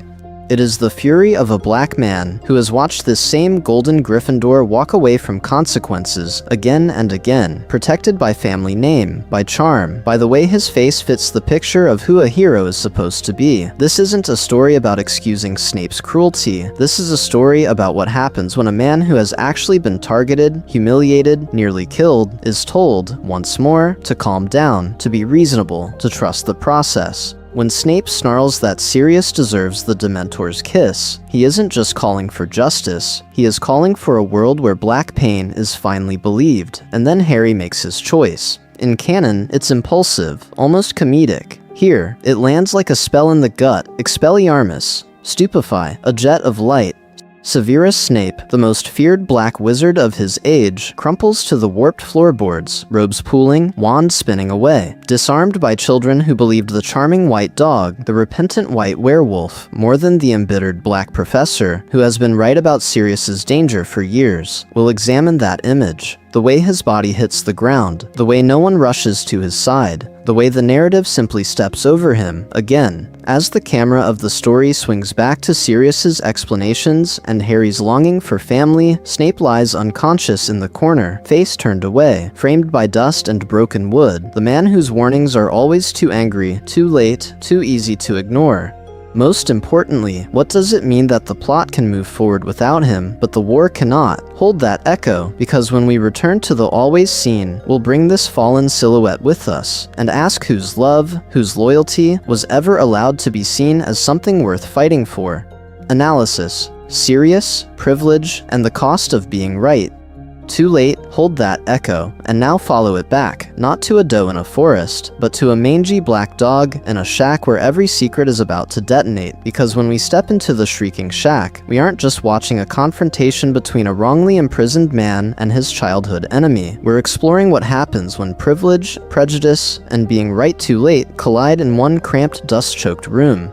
Sirius Black walks in with the swagger of someone who has always, on some level, expected the world to bend. He is the rich pureblood who ran away from home, who rejected his family's ideology with breathtaking courage, but never fully examined how his own contempt for Severus Snape was steeped in the same hierarchy. In canon, he mocks Snivellus as pathetic, greasy, unworthy. In this reimagining, that contempt lands differently when the boy he dangles upside down is a black half-blood from a dying mill town, whose very body already reads to the world as threat. What if Sirius's rebellion was always selective, aimed at the beliefs that hurt him, but blind to the ones that benefited him?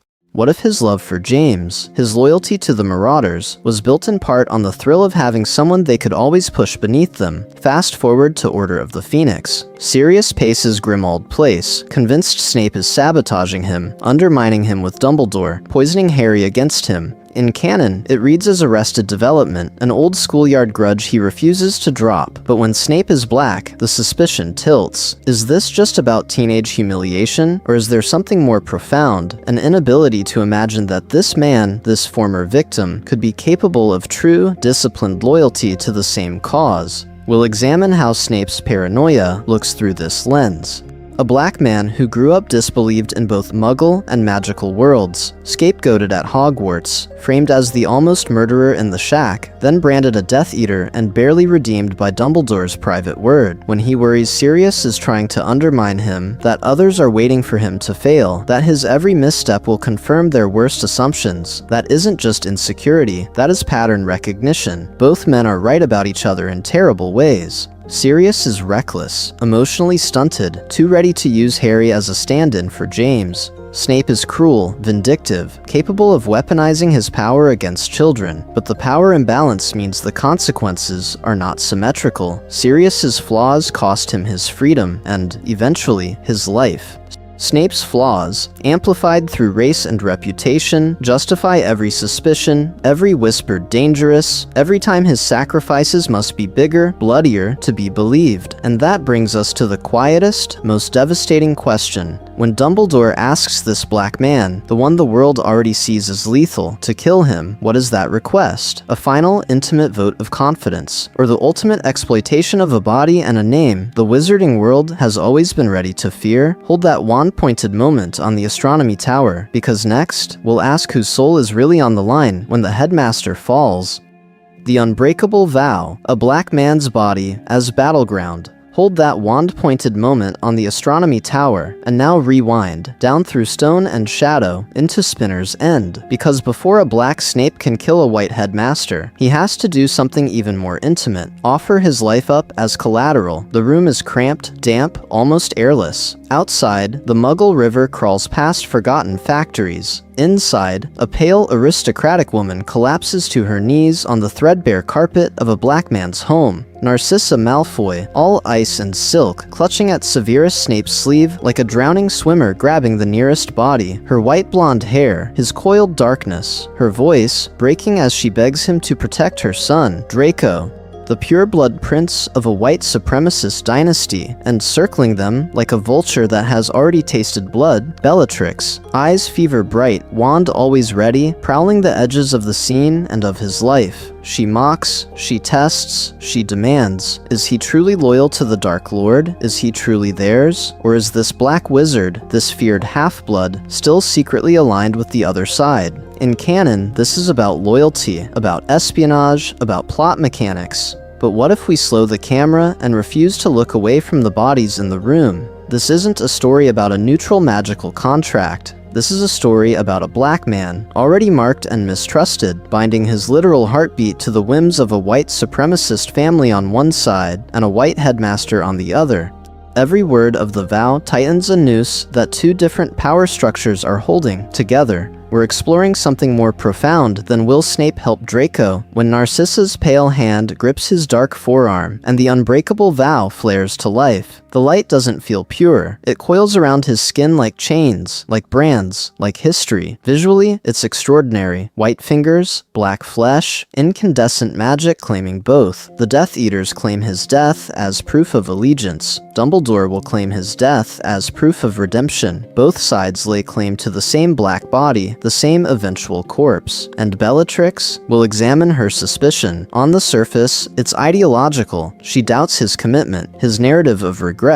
But does his blackness make him easier to hate, easier to hurt, easier to accuse? When she sneers, "I don't trust you," is she only defending canon blood purity, or is she also reacting to the audacity of a black man moving with such power in spaces she thinks belong to her kind? How many of her curses land harder because she already sees him as less human? Most importantly, the vow closes every exit. If he fails Draco, he dies. If he obeys Dumbledore, he becomes a murderer. If either side decides he's expendable, the magic itself will finish the job. Every path now bends toward his death, as traitor, as monster, or as tool. So what if the next time we watch that glowing cord wrap around their joined hands, we recognize it for what it is? Not just a promise, but the formal, magical signing away of a black man's right to survive. Hold on to that image, because next, we'll follow Snape back to Hogwarts and ask, when every corridor watches you, who owns your fear, and who profits from your silence?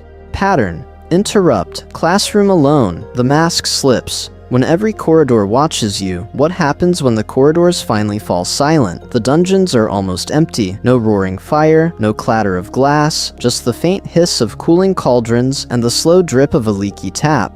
The unbreakable vow is hours behind him, but the echo of that glowing cord still burns in his muscles as Severus Snape sits alone at his desk, back no longer ramrod straight, shoulders finely slumped. This is the part we never see. The moment after the performance, after the perfect vicious lines have been delivered, when the so-called greasy bat of the dungeon stops acting like a legend and simply sits. Ink-stained fingers, dark against the yellowed parchment, move mechanically as he marks essays, red quill flicking with a precision that looks like cruelty in class and like exhaustion here. He pauses over one parchment, tight, neat handwriting, margins full of extra citations, footnotes that go 3 layers deep into 18th century brewing theory. Hermione Granger. He reads one sentence twice, then a third time, not because she is wrong, but because she has actually made a connection he missed at her age. A tiny, unwilling warmth flickers. Pride? Envy? Both. In canon, we read his contempt as simple favoritism reversed, but what if there is something more profound here? A black professor seeing a muggle-born girl do what he was never allowed to do openly, be brilliant without apology. His quill hovers. For a heartbeat, he considers awarding full marks, even a brief note of approval. Then, he remembers her eyes on Potter, the way she challenges him in class, the way the room watches him whenever he praises the wrong student. The mask slides back on. He docks a point for pedantry. The cruelty is real. The calculus behind it is worse. The next parchment is Ron Weasley's. Blots, half-finished sentences, an entire paragraph copied nearly word for word from the textbook. Snape's mouth tightens. This isn't just laziness, it is carelessness from someone who has always been told the castle is his home by default. Red ink slashes down, but even here, alone, he does not write what he thinks. That boys like this, boys who laugh in corridors and never have to think about their bodies as threats, have always been allowed to fail loudly, and then the pattern breaks. His hand stills. From beneath a stack of essays, he draws out a small photograph, its edges worn, its surface blank, until he taps it with his wand. To anyone else, it would remain empty. To him, Lily Evans blooms into view, laughing in some long-destroyed field, hair blazing, eyes bright with the kind of uncomplicated love the war has stripped from the world. Her pale fingers wave from the frame. His own dark hand holds the quill above her, the contrast stark in the lamplight. This isn't a story about simple, unrequited love. This is a story about a man who learned, very young, that wanting something worth fighting for meant accepting that the world would always question whether he deserved to want it at all. We're exploring a Snape who has spent decades weaponizing that knowledge against students, against colleagues, against himself. Most importantly, we see the cost in this quiet, unguarded minute. The way his shoulders sag as he tucks Lily's image away. The way his jaw clenches when he hears phantom laughter from an empty corridor. The way he finally presses ink-stained fingers to his eyes and lets the mask slip just for a breath. So when we follow him up the astronomy tower next, we'll examine a different question. If every role he plays has been scripted by fear, Dumbledore's, Voldemort's, the school's, then when he raises his wand, whose story is he actually finishing? Vignette 6. The Astronomy Tower. A black man kills a white icon. The sky above the tower is wrong. It isn't just stormy, it's bruised, a swollen greenish black that looks like the dark mark has bled into the clouds themselves. Lightning sketches the outline of the battlements, rain needles sideways, and in the middle of it all, Albus Dumbledore clings to the stone like a man already halfway gone. His wand hand trembles. His robes hang off him. The most powerful white wizard of his age has never looked so breakable. Draco's wand is pointed, but his arm shakes so hard, the tip jerks in the air. His pale face is blotched and wet, his voice cracked with the effort of hatred he doesn't quite believe in. We know this tableau in canon. The boy who cannot kill, the headmaster who will not beg, the Death Eaters circling like vultures. But what if the man who steps through the doorway isn't the sallow, ambiguously drawn figure we remember, but a black wizard whose very silhouette changes the scene? Severus emerges from the darkness, robes billowing, dark skin catching the intermittent flash of lightning. His hair is soaked, plastered back, his wand already raised and perfectly steady. His eyes are unreadable, not because there is nothing there, but because there is too much. And he has spent a lifetime making sure no one can read a black man's face and use it against him. Freeze the frame for a second. Look at the composition. A frail, beloved white headmaster, framed by the sky and the tower's teeth. A trembling white boy, heir to a supremacist legacy he only partly understands. Around them, white-masked Death Eaters, waiting for proof. And at the center, a black man, wand leveled, the storm and the war and centuries of fear all converging on his outstretched hand. This isn't a story about shock value, this is a story about optics, about power, about who is allowed to be dangerous and who is always assumed to be. When those Death Eaters cheer, they aren't just applauding obedience, they are welcoming what they will parade as the ultimate confirmation. Even the most feared black wizard of his age knows his place. On Snape's face, there is a flicker, not mercy, he cannot afford mercy, but conflict so quick it almost doesn't exist. The unbreakable vow tightens around his chest. Dumbledore's quiet, relentless orders echo, "You must be the one." Lily's face, pale against a dark playground sky, flashes before him, and beneath it all, the knowledge that history will never hold those threads together. It will only write one line: he killed Dumbledore. When he speaks, the words are a wrench. Avada Kedavra. His voice is low, controlled, almost gentle, and his hand does not shake. The green light erupts, and for a heartbeat it paints his skin the same poisonous color that has always been projected onto him. Danger, threat, violence, now made literal, inescapable. Dumbledore rises, suspended, then falls. The curse illuminates Snape's features as the body arcs backward. Sharp nose, tight jaw, eyes blown wide with something that is not triumph. The Death Eaters roar. Draco chokes. And we understand that in this moment, every fear Hogwarts ever whispered about him, too harsh, too cruel, too dangerous, has found its perfect, terrible image. Most importantly, he knows it.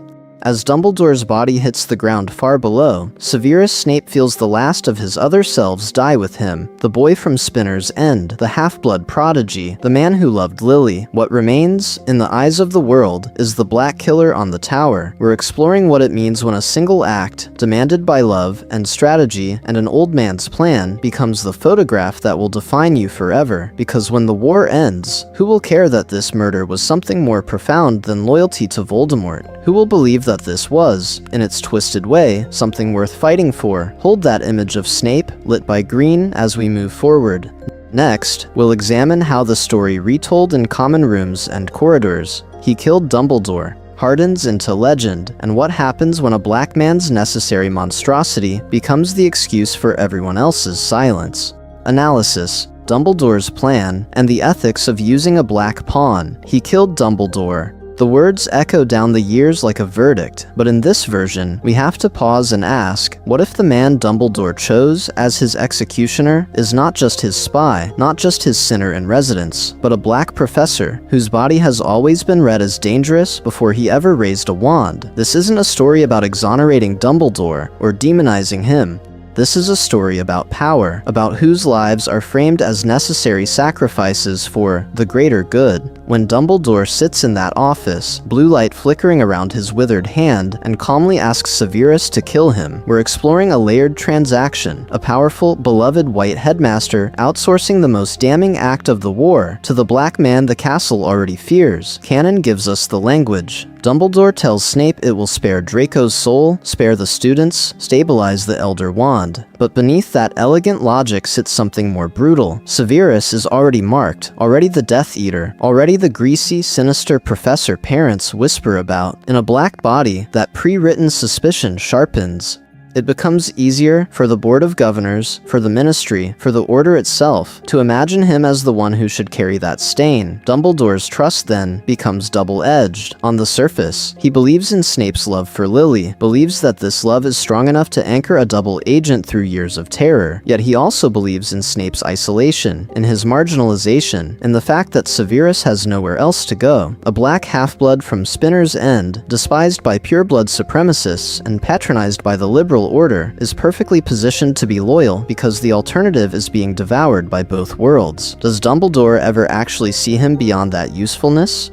We'll examine those quiet moments, the way Dumbledore never asks about the slurs in Snape's childhood, never names the way Muggle racism and wizarding blood prejudice intersect in one boy's life, never offers public defense when students and colleagues caricature him. He offers mission after mission, but does he offer healing? Or is Severus, as a black man, always the repository for everyone else's guilt, the one who absorbs violence so others can remain clean? Imagine the alternatives. Dumbledore could have arranged his own death, staged a duel with another trusted Order member, dismantled the Elder Wand myth entirely. He could have stepped forward in the Great Hall and publicly claimed Snape as his equal, his partner in strategy, not his shadow. But that would mean risking the comfort of a world where Snape's expendability, his darkness, his reputation, his race, makes the choice feel almost reasonable. So when Severus finally ascends to the headmaster's office under Voldemort's regime, we have to ask, is this power or is this a trap? The black man who killed Dumbledore now sits in the highest chair of a school turned prison, portraits watching, Carrows prowling, children trembling. Is he the ruler of this haunted castle? Or its most visible target, the sacrifice in waiting when the war comes crashing through the doors? Hold that image of Severus behind the headmaster's desk, framed by Dumbledore's empty portrait. Because next, we'll step into those corridors and ask what it feels like for every frightened child to look up at a black man in power and decide whether he is their captor, their protector, or something more profound. Headmaster Snape, a black man at the top of a fascist institution. So now the camera moves. We pull out from that empty portrait frame and let our eyes adjust to the present. Severus Snape, a black man, seated in the headmaster's chair, his silhouette cut sharp against cold stone and candlelight. On either side, the Carrows lurk like vultures in academic robes, and at the far end of the staff table, grim-faced Death Eaters watch him with the same suspicion the students do. The Great Hall is quieter than canon. The fear is heavier. Because the man at the center of it all is both terrifying and, to some, unforgivable. What if your first sight of Hogwarts' new regime is that tableau, a black wizard enthroned at the pinnacle of a fascist institution? Whispered rumors ripple along the benches. Some Hufflepuff second year mutters that he's Voldemort's right hand now. A Ravenclaw prefect insists he's just a puppet, that the real power sits behind the snake-faced tyrant they never see. No one, not even the teachers, quite dares to imagine that this man might actually be their last, thin line of defense. This isn't a story about easy redemption or secret heroism that erases harm. This is a story about authority that is always undermined, always read through layers of bias and fear. When McGonagall looks at him, she sees the boy she once tried to protect, and the man she now believes has killed Dumbledore. When students look at him, many see only the face of the New Order, the black mask of white supremacist ideology that has taken Hogwarts hostage. The irony is brutal. The symbolism is weaponized against him. We're exploring a world where his blackness distorts every perception. Pure-blood bigots in the staff room spit the word headmaster like a joke, convinced that Voldemort is dangling a black man in front of them as a cruel parody of progress. Some Muggle-born and mixed-race students, who once might have looked to him as proof that there was space for them at the top, now feel betrayed. How could he, of all people, enforce these rules? How could he stand there while Carrows carve slurs into children's skin? And yet, under that gaze, he works. Quietly, precisely. His love has always been expressed as strategy rather than warmth, and here that strategy becomes something worth fighting for. Detentions are rearranged so the most vulnerable students end up with him instead of Amicus. A harsh, cutting remark in class is actually a coded warning to a terrified Muggleborn to stay away from the 7th floor corridor tonight. A seemingly cruel decision to send a boy to the dungeons is, in reality, a calculated move to keep him away from a planned lesson in dark arts. We'll examine how every public cruelty becomes a shield, every act of apparent loyalty a diversion. He signs off on Carrow decrees while quietly instructing trusted staff which corridors to patrol, which passwords to change, which children need watching. To most of Hogwarts, he is the black face of fascism. To a handful, he is the impossible ally who can never be named. Most importantly, this is the final movement of his life. Every choice now is a three-way balance: survival under Voldemort, sabotage from within, and the legacy he will leave behind in Harry's memories. When the boy finally looks back through the pensive, what if he doesn't just see a bitter, broken man in love with his mother, but a black headmaster walking a razor's edge, trying to keep an entire school alive by letting them believe the worst about him? And when that truth lands, what does it do to Harry's understanding of power, of prejudice, of who was actually standing between him and the Dark Lord all along? Pattern interrupt. What if Harry knew sooner? So let's interrupt our own revelation for a moment and twist the knife a different way. What if Harry didn't have to wait for a war-torn headmaster's office and a pensive full of curated memories? What if, in 5th year or 6th, he stumbled, angry, reckless, desperate, into a stray, unguarded memory of young Black Snape and Lily Evans, long before Dumbledore ever intended? Imagine it, a botched occlumency lesson, Harry shouting, Snape losing control. The pensive on the desk, Silver thoughts still swirling because Snape is tired, because he underestimates just how much this boy wants answers. Harry leans in, and instead of just Snape's worst memory, he drops into a sun-bleached corner of the Hogwarts grounds, where a thin black teenager with lank hair and second-hand robes is sitting under a tree with a red-haired girl who looks at him like he is extraordinary. We're exploring a pattern interrupt inside the story itself. In canon, Harry sees humiliation first, and context later. Here, he sees connection first. He hears Lily defending Severus against James's taunts about his clothes, about his accent, about where he comes from. He sees the way other students glance at Snape's skin, and then at his Slytherin badge, and decide they already know who he is. This isn't a story about excusing every cruel thing he will do. This is a story about Harry watching racialized bullying and institutional neglect play out in real time. What does that do to his anger? To that white-hot certainty that Snape is only ever the villain? When Umbridge carves words into his hand, when he hears slurs about werewolves and giants, when he remembers how the prophet talks about him as a dangerous anomaly, does something in him finally click? That the man who mocks him in class has been surviving a world that always decided he was dangerous first and human second. And what about occlumency?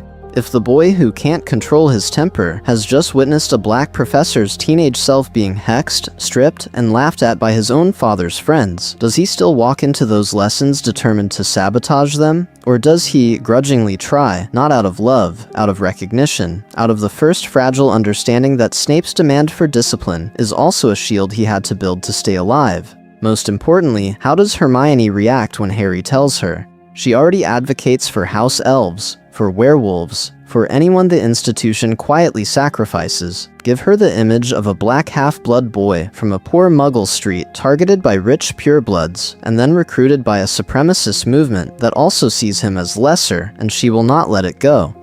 She will research faculty hiring, historical portraits, ministry policy. She will name the pattern Harry can only feel. In that shared language, could a tense, brittle alliance form? Harry agreeing to occlumency if Snape agrees, however silently, to stop using humiliation as a weapon. Snape offering information with one extra sentence of context, one less cutting remark about James, not warmth, not forgiveness, but the beginning of something more profound than hatred, wary, necessary cooperation. If that exists before the tower, before the green light, does their final confrontation still play as pure betrayal, or does it become a tragedy they both see coming and cannot escape? That's the cascade we'll examine next, how one earlier truth might have rewritten not just Harry's grief, but the entire war. Vignette 7. The Prince's Tale, Memories in Black and White. The war shifts again when Harry bends over a dying man and finds that the truth is liquid. Snape's fingers, trembling, close around Harry's wrist. The black of his skin is ashen with pain, but still startling against the white of Harry's knuckles. Take it. The tears that spill are not clear. They are silvery threads against a dark cheek, bright as Patronus light on midnight water. Harry, shaking, watches that contrast as he collects them, as if the memories themselves refuse to be separated from the body that held them, and then he falls into the pensive, Spinner's End first. The riverbank, gray and narrow, factories coughing smoke into a sky that has forgotten blue. A thin black boy in too big clothes, hair wild, eyes watchful. We know this scene in canon, but what if we refuse to let our minds blur his features this time? He is not generically poor, not abstractly miserable. He is visibly marked, by race, by class, by magic he cannot yet control. Lily's red hair flashes like a signal flare as she approaches, and the tenderness in her face when she looks at him is extraordinary. She sees the way the Muggle boys stare, the way their laughter sharpens around him, and she steps closer, not away. Harry feels it like a blow. How many times has he been that watched boy? The memories move faster now. Hogwarts, a corridor, then the lake. James and Sirius, and the sunlight of their confidence, wands drawn. Snape hangs upside down, brown skin exposed, shirt riding up, his body a spectacle. The laughter has an edge we suddenly can't ignore. Snivelous, they jeer, but Harry hears other words underneath, the kind that never make it into official records. We're exploring the possibility that some of the cruelty here isn't only about houses and hexes. It's about who is allowed to be angry, who is allowed to be brilliant, who is allowed to exist without apology. Then the word mudblood. It lands like a curse and an admission. Harry flinches, because the insult is still vile, still his mother's breaking point.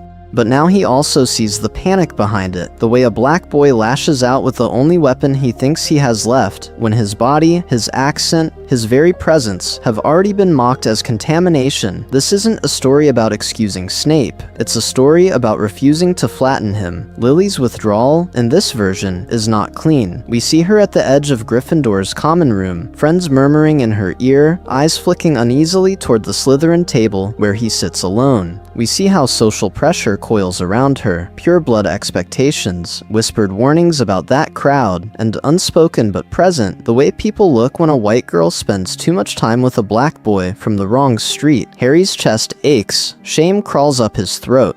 How easily had he believed the worst of the man before him? How quickly had he accepted the image of the greasy, creepy professor without ever asking what made him that way? Most importantly, how often had Harry himself been reduced to a scar and a prophecy by the same adults who now reduce Snape to a slur and a house? Then Dumbledore's office. The plea, a black man, older now, shoulders tense under dark robes, stands before a white headmaster who controls both sides of the war. "You disgust me," Dumbledore says in canon, and here the words carry centuries. Snape's face crumples, not in weakness, but in the agony of someone who has tried to belong everywhere and been claimed by no one. "After all this time?" Dumbledore asks. "Always," Snape answers. And Harry watches, breathless, as that word becomes something more profound. A black man's declaration that his love for a white woman, his promise to protect her son, has outlived humiliation, suspicion, and the constant demand that he prove he is not the villain they have already decided he must be. What if, Harry thinks, this was something worth fighting for all along? The truth of who Severus Snape actually was, not the mask he wore for a world that never wanted to see him. When he surfaces from the pensive, everything that comes comes next cannot help but change, and yet the war still needs an answer. So what does Harry do with this new vision of the man who died for him?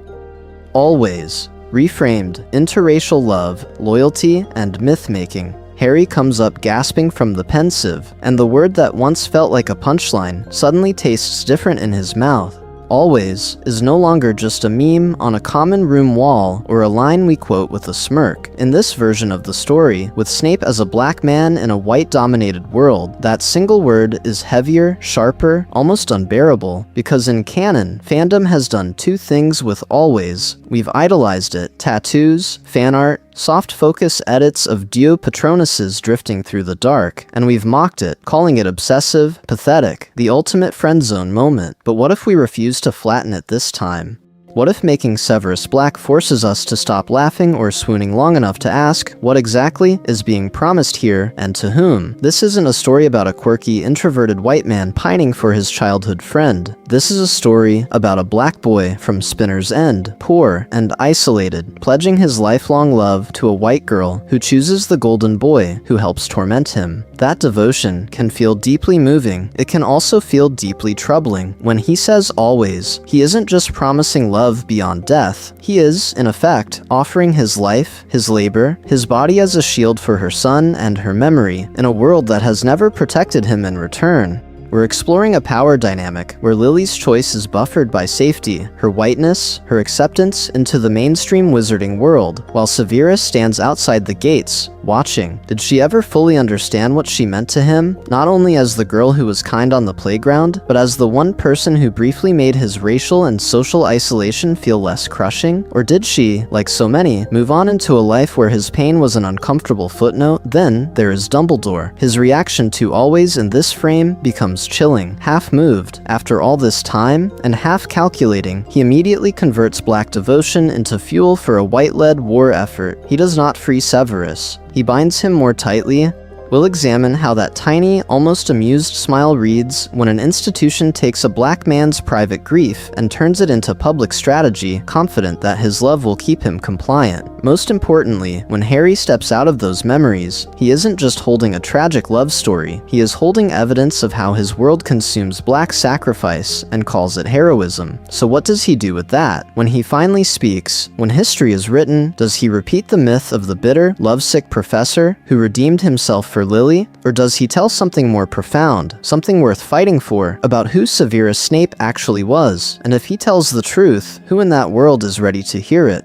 Final battle, final image, the black man on the boathouse floor. So we follow him to the boathouse. The air is cold, wet with river mist. The stones slick beneath their feet. Lantern light wobbles on black water, on rotting beams, on the glass wall that turns this place into an aquarium of war. And in that echoing chamber, with Nagini's cage glinting like an executioner's bell, Voldemort decides, casually, clinically, that the black man who has served him for years is no longer useful. We remember this scene in canon as fated, inevitable. But what if we pause on the casualness? On the way, Voldemort does not even raise his own wand, but delegates the murder to a snake, as if Snape's body is just another object to be cleared away. The order is simple, the cruelty is not.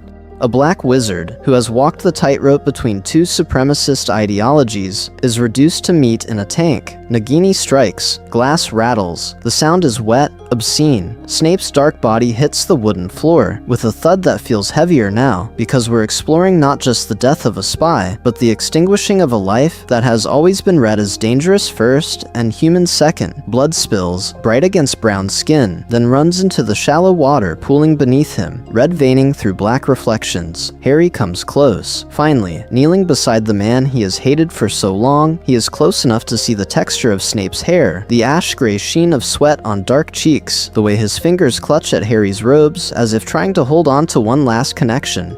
This isn't a story about sudden forgiveness. This is a story about proximity revealing what distance has always distorted. Snape looks up, and here the image fractures into layers. He sees Lily's eyes, yes, but now they burn in a brown face if we keep Harry as canon white, or in a mixed-race face if we extend the reimagining, a living refutation, of every purity fantasy that has haunted this war. He sees a future classroom he will never walk into again, a world he has bled to protect, protect, but will never inhabit as anything other than a warning. Most importantly, he dies as he has lived, misunderstood. To almost everyone watching the war, he is still the cruel black professor, the suspected Death Eater, the embodiment of every whispered fear parents had when they left their children in his classroom. His blackness marked him as villain long before his choices could be known, so his sacrifice slides too easily into a narrative the wizarding world already believes. Dangerous man, necessary death, moving on. Harry leaves with pockets full of memories, with a story he does not yet know how to tell. Behind him, on the boathouse floor, lies a body the victors will struggle to mourn properly, because to mourn him truly, they would have to rewrite who the villain was all along. Do they dare?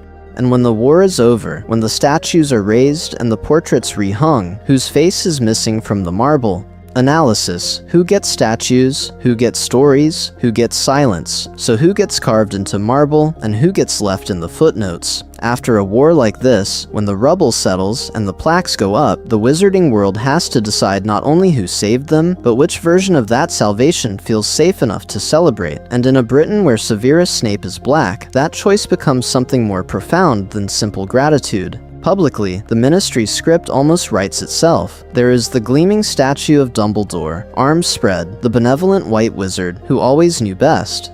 There is James, eternally young and laughing, and Lily, the pure-hearted mother whose love saved her son. There is Harry, of course, the boy who lived, the chosen one, the child hero they can project their hope onto. And Snape? At best, he is a single engraved line on a crowded memorial, a controversial figure whose precise loyalties remain debated, a necessary ambiguity, a deliberate silence. Because what if you told the whole truth? What if you admitted that the man you all whispered about in corridors, the black ex-Death Eater you side-eyed at Hogwarts feasts, was actually the reason your savior survived long enough to win?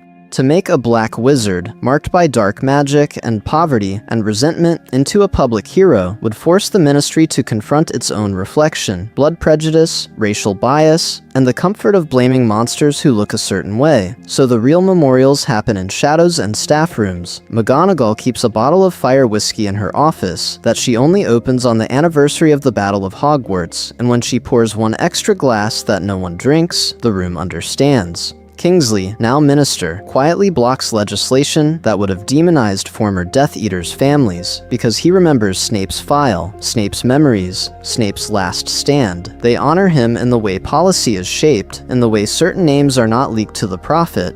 But they also know that to stand at a podium and proclaim a black ex-Death Eater as the war's hidden savior would break too many narratives they rely on to keep the peace. And Hogwarts itself? By canon law, every headmaster is owed a portrait. Does the castle hang Snape's frame in that quiet, echoing office? Imagine the wall, dip it, Dumbledore, a long line of white faces, and then Snape, dark-skinned, hook-nosed, unsmiling, watching generations of students file through. Do first years flinch? Do black students pause, staring a little longer, recognizing something they have never seen in that room before? Do parents complain in The Prophet that a former Death Eater is being normalized, when what they mean is that his face makes their tidy story of good and evil feel less secure?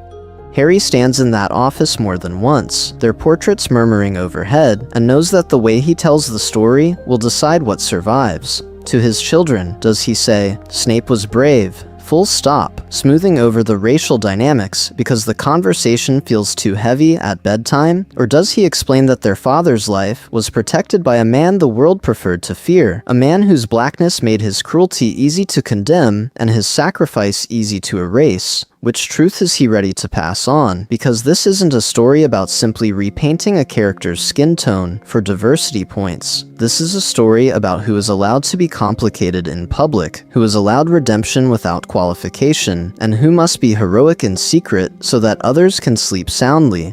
When we're exploring a black Snape, we're examining how canon itself is curated, which memories are bottled and preserved, which are poured out and forgotten. Most importantly, we're asking what it would mean if the wizarding world had to admit that the man they despised, the man they racialized as dangerous, was actually something worth fighting for, and if they can't admit that, then the silence around his name becomes its own kind of curse, one Harry and we have to decide whether to break. Pattern interrupt, turning the lens on us as readers. And if they can't admit that, then the silence around his name becomes its own kind of curse, one Harry and we have to decide whether to break. So pause with that for a moment. Not in the world of wands and portraits, but right here with us, on this side of the page and the screen. What has this journey actually felt like in your body? Where did you lean in? Where did you pull back? Where did you feel that small flare of defensiveness? No, but Snape is just awful, or just as sharply, no, but he's always been my tragic favorite, don't touch him. We're exploring his scenes, his choices, his pain, but underneath all of that, we're also tracing our own.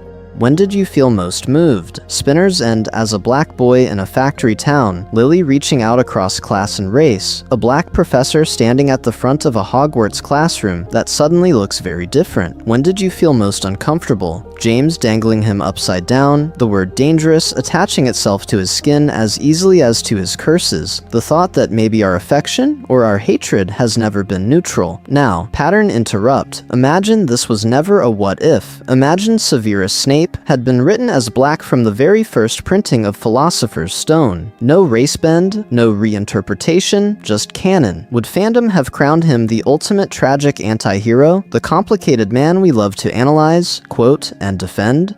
Or would his cruelty in the classroom, his obsession with a dead woman, his proximity to darkness have made him feel, for many readers, too much, too threatening, too irredeemable to hold with tenderness? Think about how we react when adaptations cast black actors in roles we once pictured as white. When a Hermione or a Sirius or a James appears on stage or screen with brown skin, what happens in that first instant before we edit ourselves? Do we say, yes, that makes sense, that complexity fits, or do we feel that quiet resistance, that sense that certain faces are allowed to carry love, nuance, and moral ambiguity, and others are not? This isn't a story about correcting J.K. Rowling's canon or scoring points in a discourse war. This is a story about training our eyes and our hearts to notice which characters we always extend empathy to and which ones have to earn it with twice as much suffering. Most importantly, it's about seeing that race, even when unspoken, shapes who we believe can be extraordinary, who can be broken and still beloved, who can be dangerous and still something worth fighting for. From here, we'll land more gently. We've gone deep into pain and politics. Now we'll examine how love, story, and possibility might look if we carry this awareness forward, back into Harry, into Lily, into the fragile bond between teacher and boy that might, in another telling, finally become a bridge instead of a wound. Love, anger, and survival, the emotional landscape of Black Snape. So when we land more gently, it's not into comfort, it's into Severus himself, into a black man whose life is one long experiment in how love, anger, and survival can twist around each other until you can't tell where one ends and the other begins. What if we go back to the first real lifeline he ever had? Lily Evans on that playground, the girl who doesn't flinch at magic or at his skin, who laughs with him under the trees while the factories of Spinner's End spit smoke behind them. That isn't just childhood romance, it's oxygen. It's proof that connection is possible, that he is not always the too much boy, too dark, too poor, too strange. As the world presses harder, that love doesn't disappear, it warps. It becomes a mirror he can't bear to look into, and a memory he can't live without. This isn't a story about pure-hearted devotion or pure obsession. It's about a boy who imprints on the first person, who makes him feel safe, and then watches her walk into the arms of the boys who torment him, the system that marks him as disposable. His love for Lily becomes a question that never stops burning. If she could see me, really see me, why won't the world? And when the world answers with ridicule, with hexes, with a lifetime of being punished every time he's soft, his response is not noble, it's cruel. In the classroom, Black Snape is still the man who belittles Neville, who sneers at Hermione, who uses his power to wound. We don't excuse it by pointing to his scars.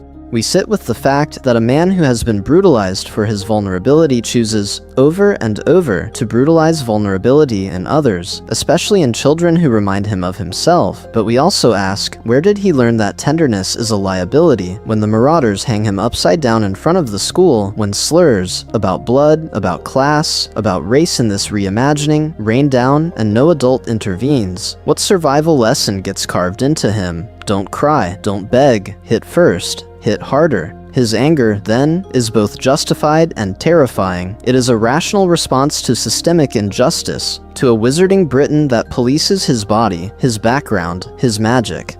Yet when that fire has nowhere safe to go upward, no institution that will hear him, no authority that will change, it turns inward and downward. It becomes self-hatred. It becomes contempt for students who don't understand how good they have it. It becomes silence when he should protect, and poison when he should heal. So his survival strategies look like Slytherin at its rawest. Align with power, anticipate danger, strike bargains in the dark. Death Eater ideology promises that he can be feared instead of pitied. Dumbledore's bargain promises that he can be useful instead of discarded. Neither is clean. Both are bad options in a biased world where a black half-blood is never meant to stand at the center of the story. Most importantly, this is a story about refusing easy categories. Black Snape is not a secret saint whose racism-shaped wounds absolve his abuse. He is not a cartoon villain whose cruelty erases the reality of what he survives. He's a man who loves disastrously, who weaponizes his pain, who still walks into death for a boy who wears Lily's eyes and James's privilege. We're exploring a character who forces us to live in that tension, who can be both victim and perpetrator, both necessary and dangerous, both something more profound than a redemption arc, and something worth fighting for in the realm of narrative truth. And if we let ourselves stay with that discomfort, what changes when Harry finally looks back at him? How a black Snape changes. Harry's coming of age. What changes is Harry.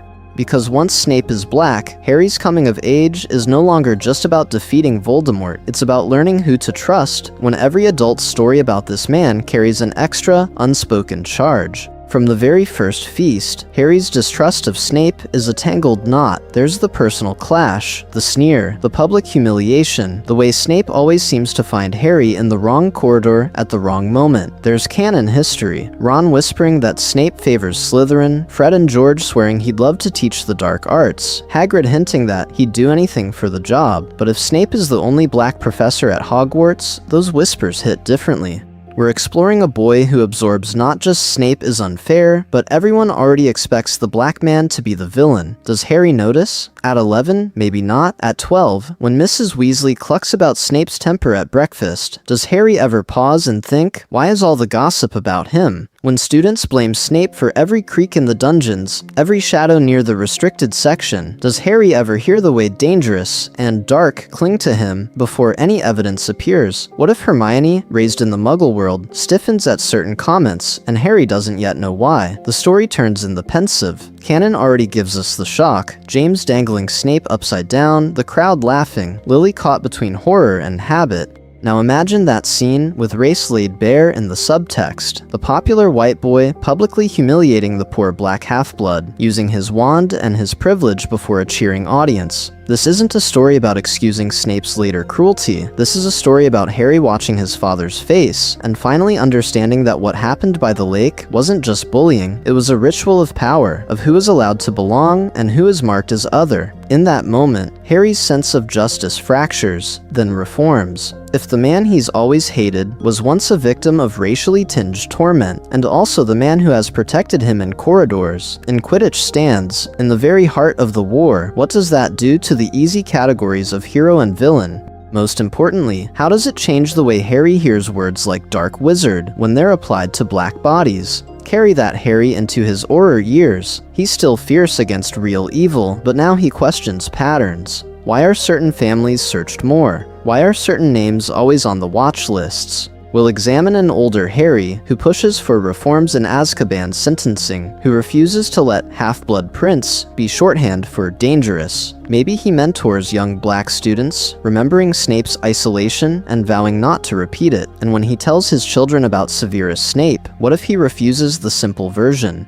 If he chooses to pass down the truest, most complicated story he can about love, betrayal, bias, and courage, what kind of Hogwarts does that create for the next generation?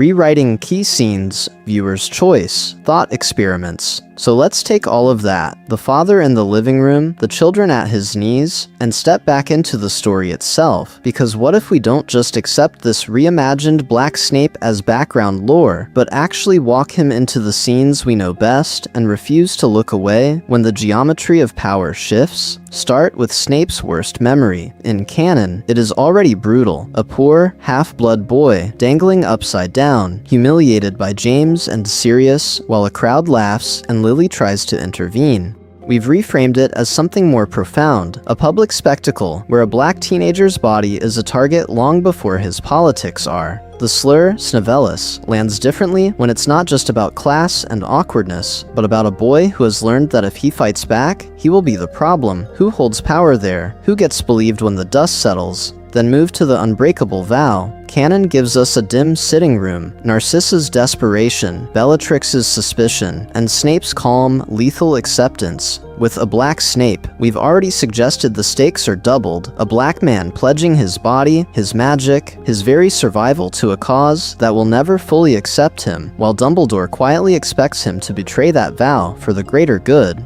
In that moment, who is using him and who is trusting him? Is anyone actually seeing him? And finally, always, the Do Patronus, the memories, the confession of love that has shaped a lifetime. We reframed it as a black man standing in front of a white headmaster, having his most intimate grief turned into a strategic asset. This isn't a story about simple redemption. This is a story about how love can be both something worth fighting for and something other people exploit. Now, choose your own moment. A small classroom scene where Neville melts a cauldron, a corridor encounter where Filch snarls about muddy footprints, a staff meeting where McGonagall and Snape argue over punishments. Place a Black Snape in that room. Don't change a single line of canon dialogue if you don't want to.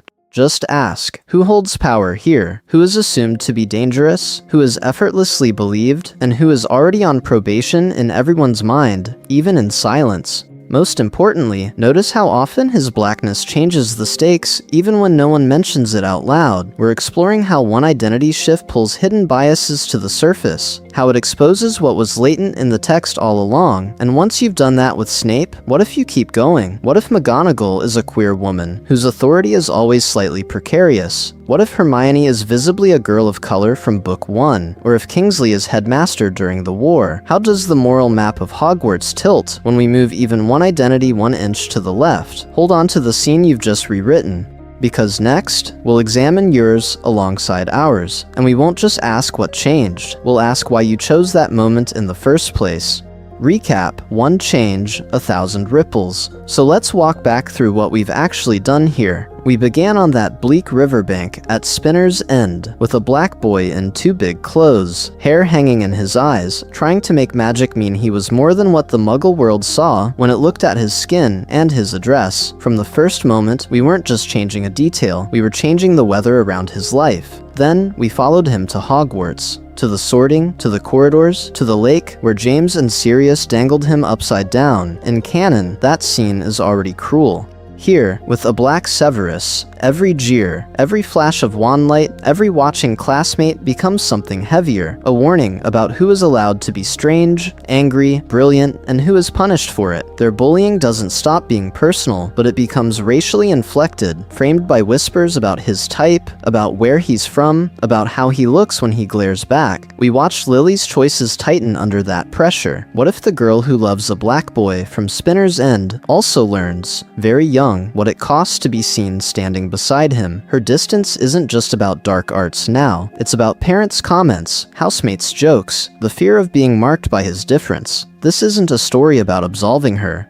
This is a story about how love and fear can live together, and how often fear wins. From there, we stepped into Death Eater meetings and Dumbledore's office, watching the same man be read in completely different ways. To Voldemort, a useful half-blood who proves that even a black wizard can be bent into white supremacist ideology. To Dumbledore, a black pawn on a very old, very British chessboard, valuable precisely because he can cross boundaries no one else can. We're exploring how every side claims him, while no side actually makes him safe. On the tower and in the boathouse, nothing about his violence softens. If anything, it cuts deeper. A black man killing the only white leader who half defended him. A black man begging the son of his white childhood friend to look at him and finally see the whole, ugly, complicated truth. Harry's late understanding in the pensive becomes a racial revelation too. He realizes not just that he misjudged one man, but that the stories he inherited about who was dangerous, who was pathetic, who was heroic were already biased. Most importantly, making Snape black doesn't magically redeem him or condemn everyone else. It reveals how systems of prejudice twist grief into cruelty, brilliance into bitterness, love into something weaponized. This what if is a tool, not a verdict, a way to read more deeply, feel more fully, and ask harder questions about heroes and villains. So now we turn back to you.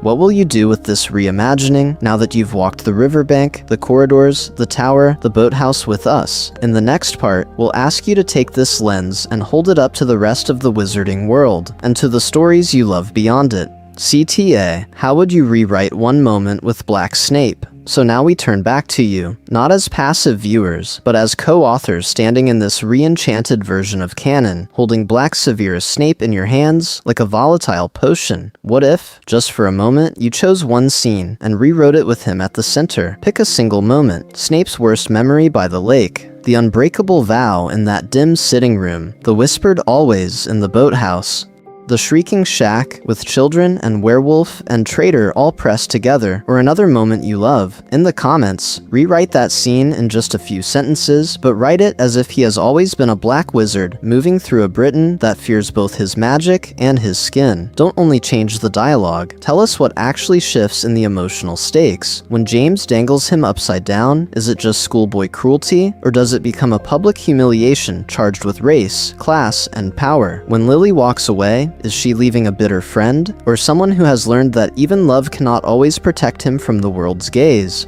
When he kneels before Voldemort, is that allegiance, survival, or something more profound about a man trapped between two violent hierarchies? We're exploring not only new visuals, but new power dynamics. So explain those to us. Does a black Snape make his resentment of the Marauders more understandable? Does his fixation on rules, on control, on precision in the classroom feel like armor he forged in Spinner's End, where he was always watched, always judged? Or does it make his cruelty to students less forgivable, because he knows what systemic harm feels like, and inflicts it anyway? Tell us where you land. More understandable, less forgivable, or simply more complicated? Most importantly, keep it respectful.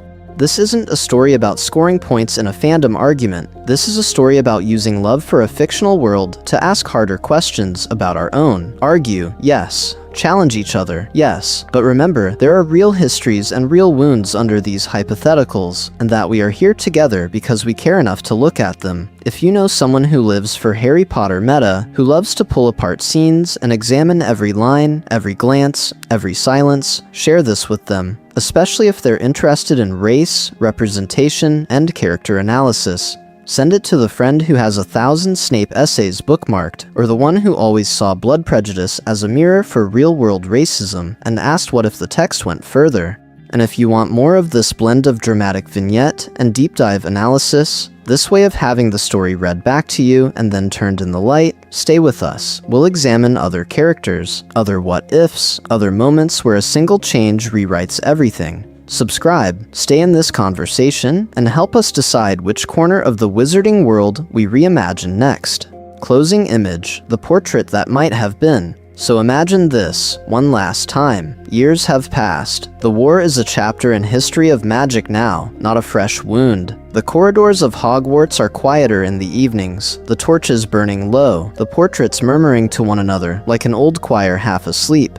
Along one stone wall, high above the heads of hurrying students, hangs the familiar row of headmasters and headmistresses. Dumbledore, with his half-moon smile, McGonagall severe and proud, Phineas Nigellus sneering in his frame, a few newer faces we don't yet recognize. And then there is a gap, just a bare stretch of stone where a frame could hang, where, in this what-if, a frame should hang. If we let ourselves see it, the empty space fills in, a portrait that canon never painted, but the story easily could have. A black man in black robes, the fabric sharp and severe against deep brown skin, hair still long, but tied back from his face.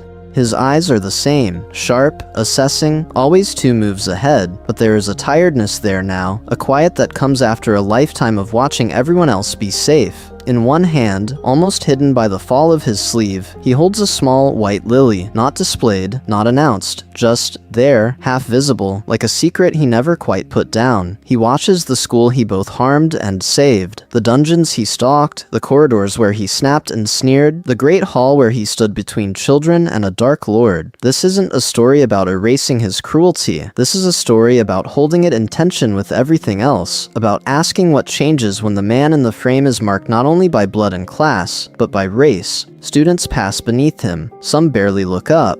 Some do a double take because they've heard the name Severus Snape in a dozen different tones. One day, in defense against the dark arts, a professor calls him a war hero. In potions, another warns he was a bully, a terror, someone you would never want as a teacher. The portraits argue among themselves. Dumbledore offers maddeningly gentle praise. McGonagall's mouth thins with remembered fury. A former headmistress mutters about methods and results. So a fifth-year Ravenclaw lingers after curfew, staring up, trying to piece together a man who never fit neatly into villain or victim. A Hufflepuff with Muggle parents wonders what it meant to be black in a world that already hated Muggleborns. A Slytherin with brown skin and a Muggle surname stands there longest, tracing a line between his own reflection in the glass and the portrait's unblinking gaze. What if, they think, he was all of it at once? Broken and brilliant, cruel and necessary, trapped and choosing. And we're there too, in that corridor. We're exploring which portraits we stop for, which stories we accept at a glance, which faces we decide are too complicated to look at directly. We walk past Dumbledore, past McGonagall, past that almost empty space, and we choose, do we fill it in, or leave it blank because it's easier? Most importantly, this imagined frame asks whether representation is just about who gets drawn, or about who gets understood. Whether a black Severus Snape is something more profound than a palette swap, something worth fighting for in our own storytelling because it forces us to see the same narrative under a harsher, truer light. The night deepens, the corridor empties, the portraits settle, the dungeons are still, the whispers are softer now, and somewhere in the stone, a black man's story is finally being told. Postscript, from Hogwarts to our world. The dungeons are still, the whispers are softer now, and somewhere in the stone, a black man's story is finally being told. But when we walk back up the staircase, when we step out of Hogwarts and into our own world, the question lingers in the air, like lingering potion smoke. What if the magic was never the strangest part of this story? Because this isn't a story about a clever fan edit or a palette-swapped character portrait. This is a story about what happens when we take a narrative we think we know by heart and tilt it just a few degrees toward realities we actually live with every day. Bullying that is public and relentless. Institutions that close ranks around their golden boys. Heroes whose sins are misremembered, minimized, or erased. We're exploring those dynamics through wands and robes and house points, but the patterns are painfully familiar. A black Severus Snape is humiliated in the middle of the courtyard, and suddenly the laughter from the watching crowd feels less like teenage mischief and more like something you've seen in a hallway, on a bus, in a comment section. Detention becomes profiling. Detachment becomes survival. So the invitation, as we leave the castle, is simple and not simple at all. What stories are we rewarding with our attention? Whose pain gets framed as tragic, and whose as inconvenient? Who is allowed to be complicated, cruel, brilliant, necessary, all at once? And who is pushed to the edges, there only to suffer, to advise, to die? When you pick up a book, when you rewatch a film, when you scroll past a headline, whose face is always at the center of the frame? Race-bending, these what-if exercises are not about burning the canon down. They are about walking around it. We'll examine the same scenes from a different angle and notice what emerges in the shadows. The original text remains on the shelf. The lightning scar is still there. The prophecy still falls. The war still rages. But the imaginative space around it stretches, makes room for more faces, more histories, more uncomfortable truths. Most importantly, this kind of reimagining asks something of you. It asks you to sit with versions of characters you thought you understood, to hold love for the story and anger at its blind spots together in the same breath. That takes energy, that takes emotional labor. If you've stayed with this black Snape through every corridor and classroom and memory, you've already done something extraordinary. You've allowed yourself to be unsettled, and that, perhaps, is something more profound than any single theory. Because once you've seen how much changes when one man's skin changes, how much the world around him rearranges itself in response, how can you not look again at the worlds we build off the page, at our schools, our fandoms, our canons of classic stories? So we'll end not with an answer, but with an invitation. Keep asking what changes when we change who stands at the center of the story. Keep watching which loyalties shift, which cruelties sharpen, which acts of courage suddenly look like something worth fighting for. And then, when you close the book or click away from the screen, ask one more question. What if the next world we build, on the page and off, remembers who was missing the first time?